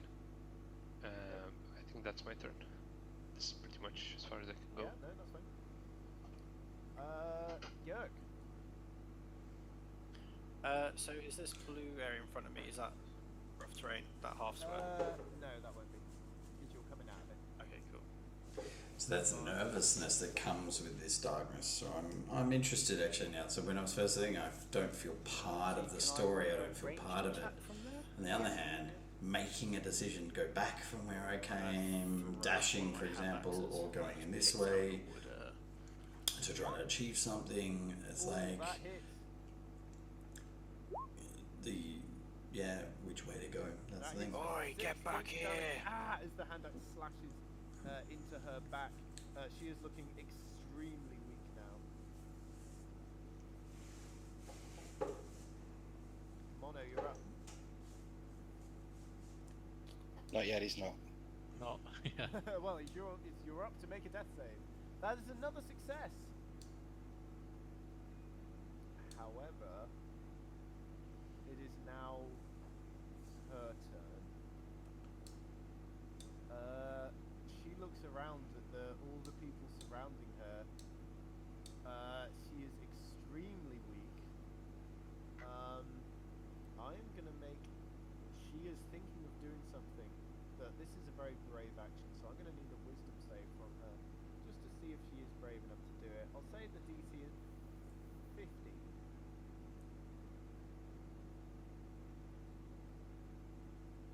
Oh, okay. Interesting. She looks around madly. She looks from face to face of people surrounding her. She begins to laugh. Oh no! I'll take you all to the Lord of Bones with me! As her hands begin to shake, she drops her flail, putting a huge ball of fire between her hands, and she is going to cast Fireball centered on herself. Whoa. I'm going to need everyone to make a dexterity saving throw. TPK. Oh Jesus. Oh dear God. Sylk succeeds. Lucian, you fail. Yerk, you succeed. As you all are gonna take. Ooh, 30 if you fail. 15 if you succeed. She is instantly blown to bits. Yeah. I'm gonna use my reaction to cast Absorb Elements. Ooh, yes, that is Nice. a good idea. Clutch. Yeah, so you will only take. Is that Lucian doing that? Yeah. So you only Yeah. take. You only take 15 instead of the full 30. Yeah, the DC was. You're a bit unfortunate. The DC is 14, so you're very close to that. Actually, yeah, no. So yeah. Is anyone? I know a lot of you will probably be down. Is anyone outright dead? As you take. So if you were to take your maximum HP and negative health, you would instantly die. But I don't think anyone does, right? Nope. Okay. Is anyone down? Yes. Okay. So who's down? Sylk. Dolan, you up?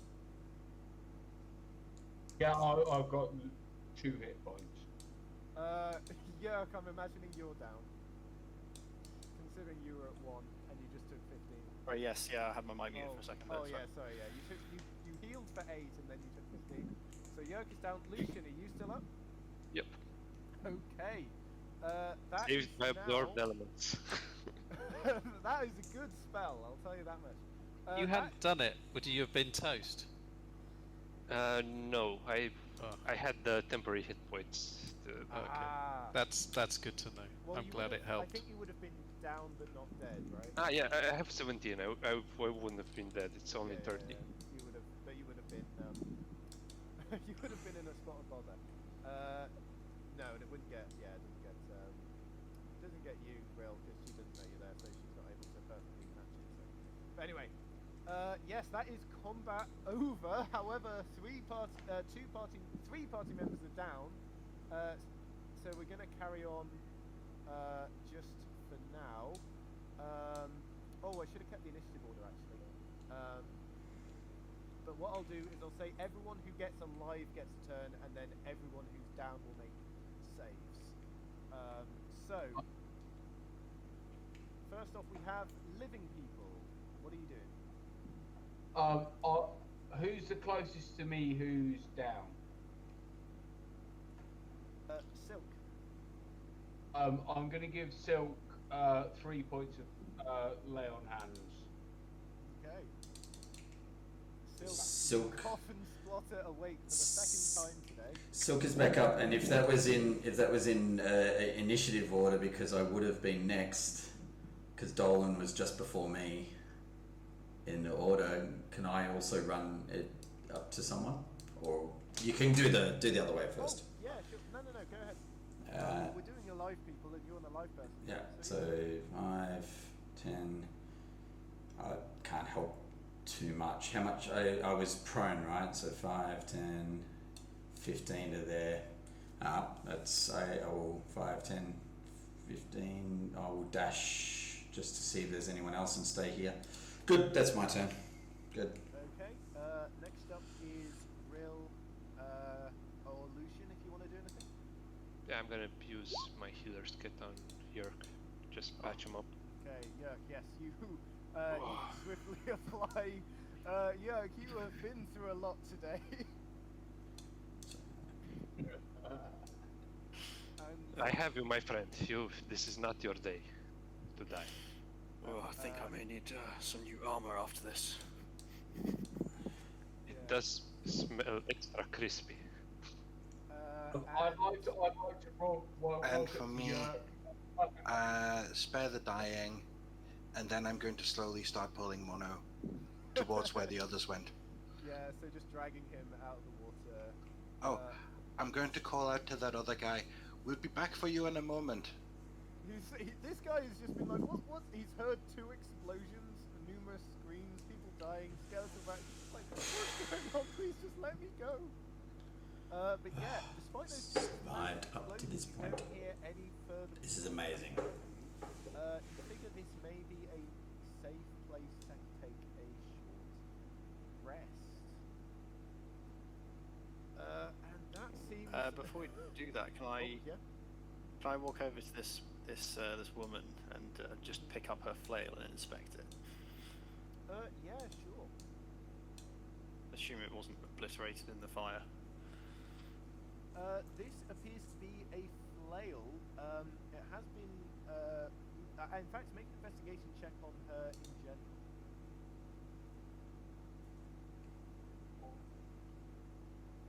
Okay, on a 14, you see that she has a number of things on her. First off, she has this flail. It doesn't seem to be magical in any way. The necrotic energy that was flowing through it seems to be part of her, not part of the flail itself, although it is silvered and does look valuable. So if you want, you can add a silvered flail to your infantry. Cool. You also see she has a locked spellbook, and on a 14, you'd actually see there is a small key embedded in the charred remains of her hair.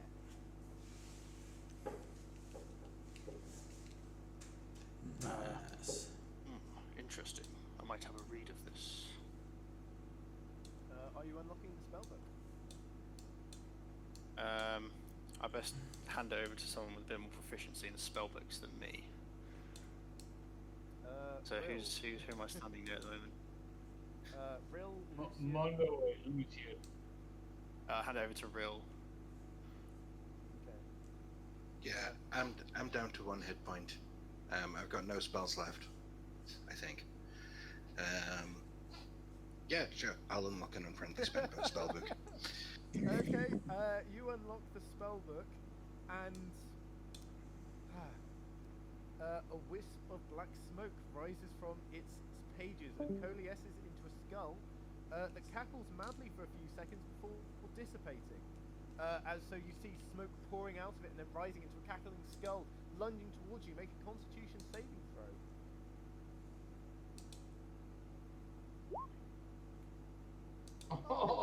Nope. Okay, so I think, yeah, okay, I think that's a good point. To, yep, you feel the skull flow through you, and you sort of cough and splutter. You feel different, but you're not sure how. Okay.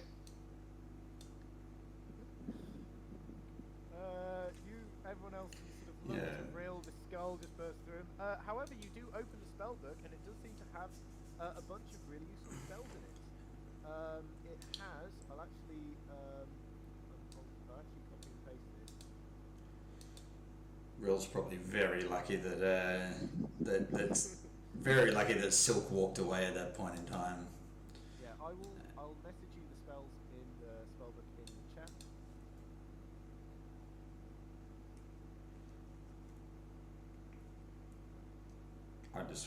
Sylk just wanted to check these bodies, by the way, after you've done that, but not urgent.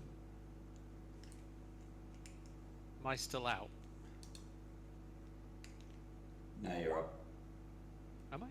I believe so. I think I'm sort of stable, but not. Yeah, you're stable, awake. but If anybody's down, I will walk up and use lay on hands. I've got 4 left, so Great, I'll take that. so 1 to anybody who's unconscious. okay, yeah. So you get one point of health back there. Right. And as you Very guys much. just about begin to recover, the person still hanging from the shackles is still very confused as to what's going on. If you want, you can investigate these people over here. They each appear to have a mace and a longbow, chainmail, and a shield. But otherwise, nothing too exciting. Oh, this one, sorry, had a spear that you can take if you want. You can use that as a ranged weapon. Are any of them dragonborn? Nope, they all appear human. And how many of them were there in total? There were 3 of these guys. There were so 3 Merkle cultists, 2 Bane cultists, and then the very powerful Merkle wizard. So that was 6 in total. And the right. Yeah. Can we investigate their corpses? Yes, you have. So you look over to the corpses that haven't been investigated yet, and you see that they also have flails, though these are not silk.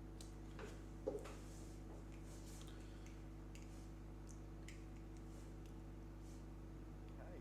Did they? Can we go through their pockets for just general coin and the other stuff? They don't seem to have any money on them down here.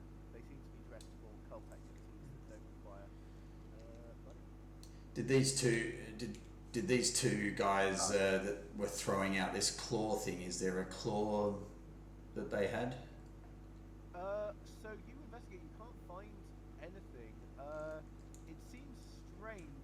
You can sort of find tiny little. In fact, if you have a look further, you find tiny little. Like they don't look like they should do damage. Like tiny little metal, like almost like belt buckle sized claws, but they are blunt at the end. They don't look like they're doing any. They seem like they were infusing them with magic and then throwing them. Okay. Like they're harmful on them by themselves. Okay, good.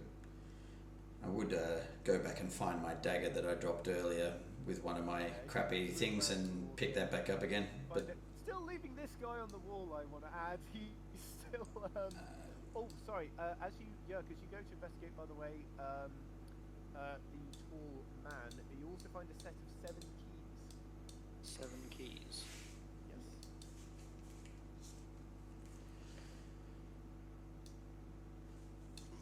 wonder if these lead to treasure chests or rooms.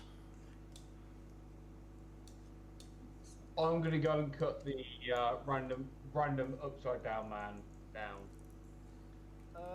Yeah. Well, he seems to be shackled with iron shackles. Your keys look like they might fit. Can you let this poor bugger down? I can do. Let me get to him first. I'll make my way to this guy who's shackled up here. Yeah. And I'm gonna sort of cradle the guy, so like grab his shoulders so that when Yerk releases him, he's not gonna hit the ground like head first. I'm gonna grab him. That was an amazing fight. Yeah. He sort of stumbles for a second before falling to the ground. Are you taking the sack off his head? Yes. Yeah, you take it off, and it seems like to be a young to middle-aged man. He's got a neat trimmed beard, though you can see stubble growing all around it.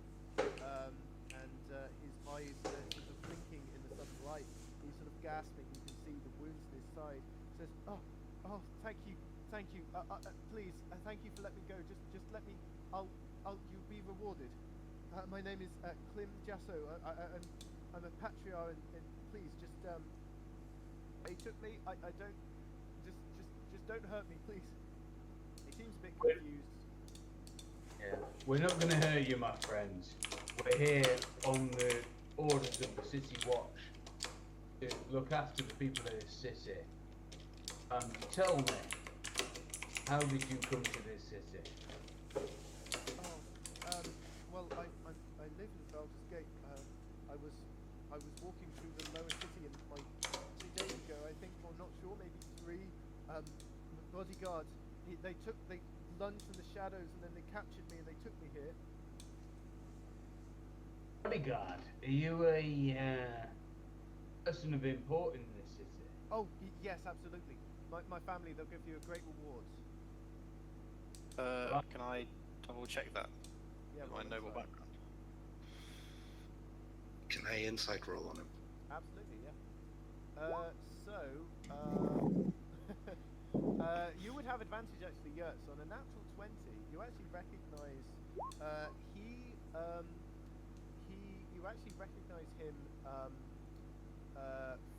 You don't know him, but you know his family, as he says his name. The name Jasso. That was one of the people who was at the council meeting the other day. They are a relatively unimportant and impoverished patriarch family. You don't necessarily believe that he would be able to offer you a reward. Huh. I don't think your family can pay. They're not that big around here. Oh, look, please, just let me go. I'll tell you what. We'll stay down here and we'll have a chat. You can give us all the information you gleaned while being tied up, and then we'll consider it. Okay. At least let me tend to his wounds. I know how he feels, believe me. And I mean, you are safe here, and you are free to go when you've given us the information we need. Make sure this never happens to the likes of you again. Of course. Oh no! I don't believe we should let him go just yet. We need to at least make sure he gets safely back to the Watch, Flaming Fist. They can see him safely home. We will escort him once he's answered our questions. And once we're done with our investigation down here. Absolutely.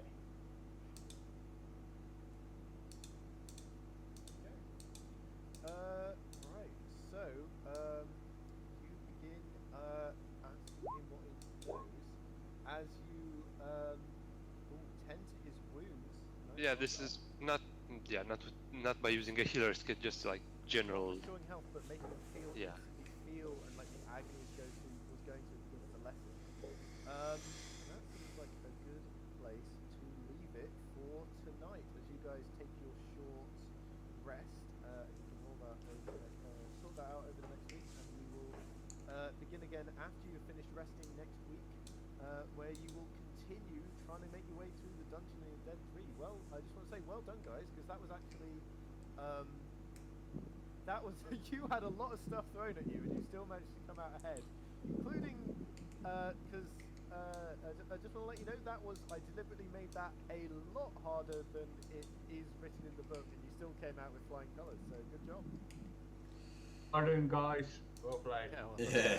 Yeah. Well done, Sylk, played. as well, for being exploded twice and feeling collapsed on It was definitely no MVP happening on this side of the over here. But Well, I mean, you know, someone's got to be the tank, and even if it is the person who normally sits in the back with a longbow, yeah, you know, you didn't die, so well, you did your job.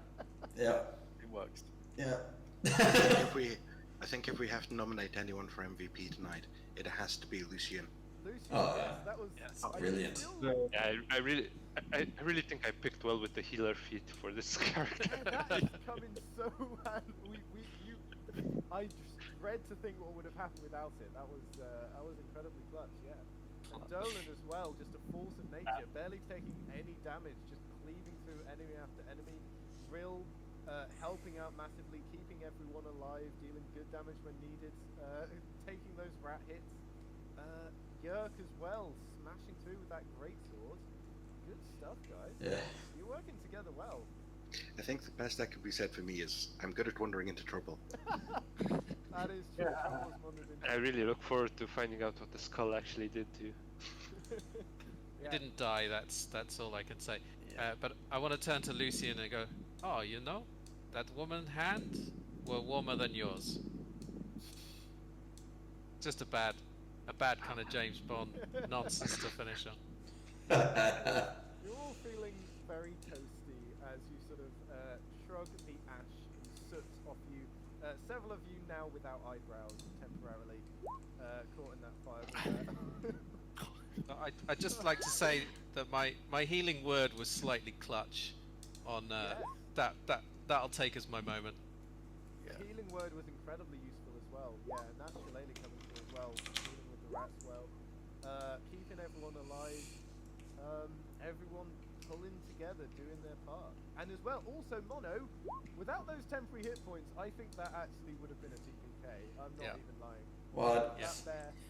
I don't know. I don't know. Real got rid of half of their temporary hit points right at the start, so I'm not necessarily certain that helps so much. Two of you. Listen, Yeah, I know. I'm also going to give you inspiration for looking behind that curtain. It was- because it was that is brilliant. absolutely very much in your character, and I do. Mhm. Very good. Thanks for that. But Oh. yeah, if you want to get anyone into trouble, you can rely on Will. Can you use an inspiration for a death saving throw? You can. Okay. Good to know. So yeah, if you see any party members rolling bad on their death saves, you can, and they're in danger, you can say, "Oh, I'll give you my inspiration." It's got to be before they roll it. Anyway, thank you so much for that session, guys. Honestly, really enjoyed it. I would say it was a blast, but I don't want to make any crude puns at this stage. That hurts. But honestly, such a good Well group. played. Really looking forward to next week, seeing how you deal with the rest of it. Yeah. I was just going to say, I've never been so happy to be unconscious when that fireball went off. Yeah. Great. Thank you so much, Alex. All right, Great. no problem. Great Thanks, work. everyone. Cheers, Alex. Take care. Cheers. Thanks all. All right. And thank you to the rest of Thanks, you. guys. Good night. You're all- Oh, thank you. Bye bye. See ya. See you guys. See ya. Wow, what a fight, hey.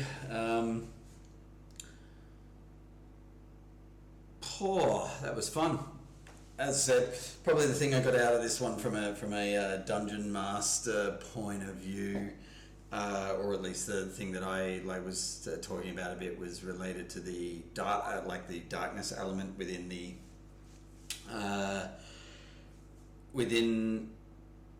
dungeons and being able to see. So on one hand, positives, you get nervous about choosing directions where you've never been before. You haven't been there before. So that's real. That's what the characters have. So you remove that idea that the player would have to metagame that element, or not metagame that element, should I say. So do I run back the way I was because I heard screams and I know I've come from there? Do I run this other way to try to see if there's a quicker way to get to them? This sort of association, you have to make that because you don't have the whole map to know, oh, that's the quicker way, I'll run that way anyway, right? On the other hand, you spend the other parts of the game feeling sort of out of the story, out of the area. So you as a player, the character is in the story and has to make those clutch decisions, or those decisions without information, or to try to perceive information, or use that. On the other hand,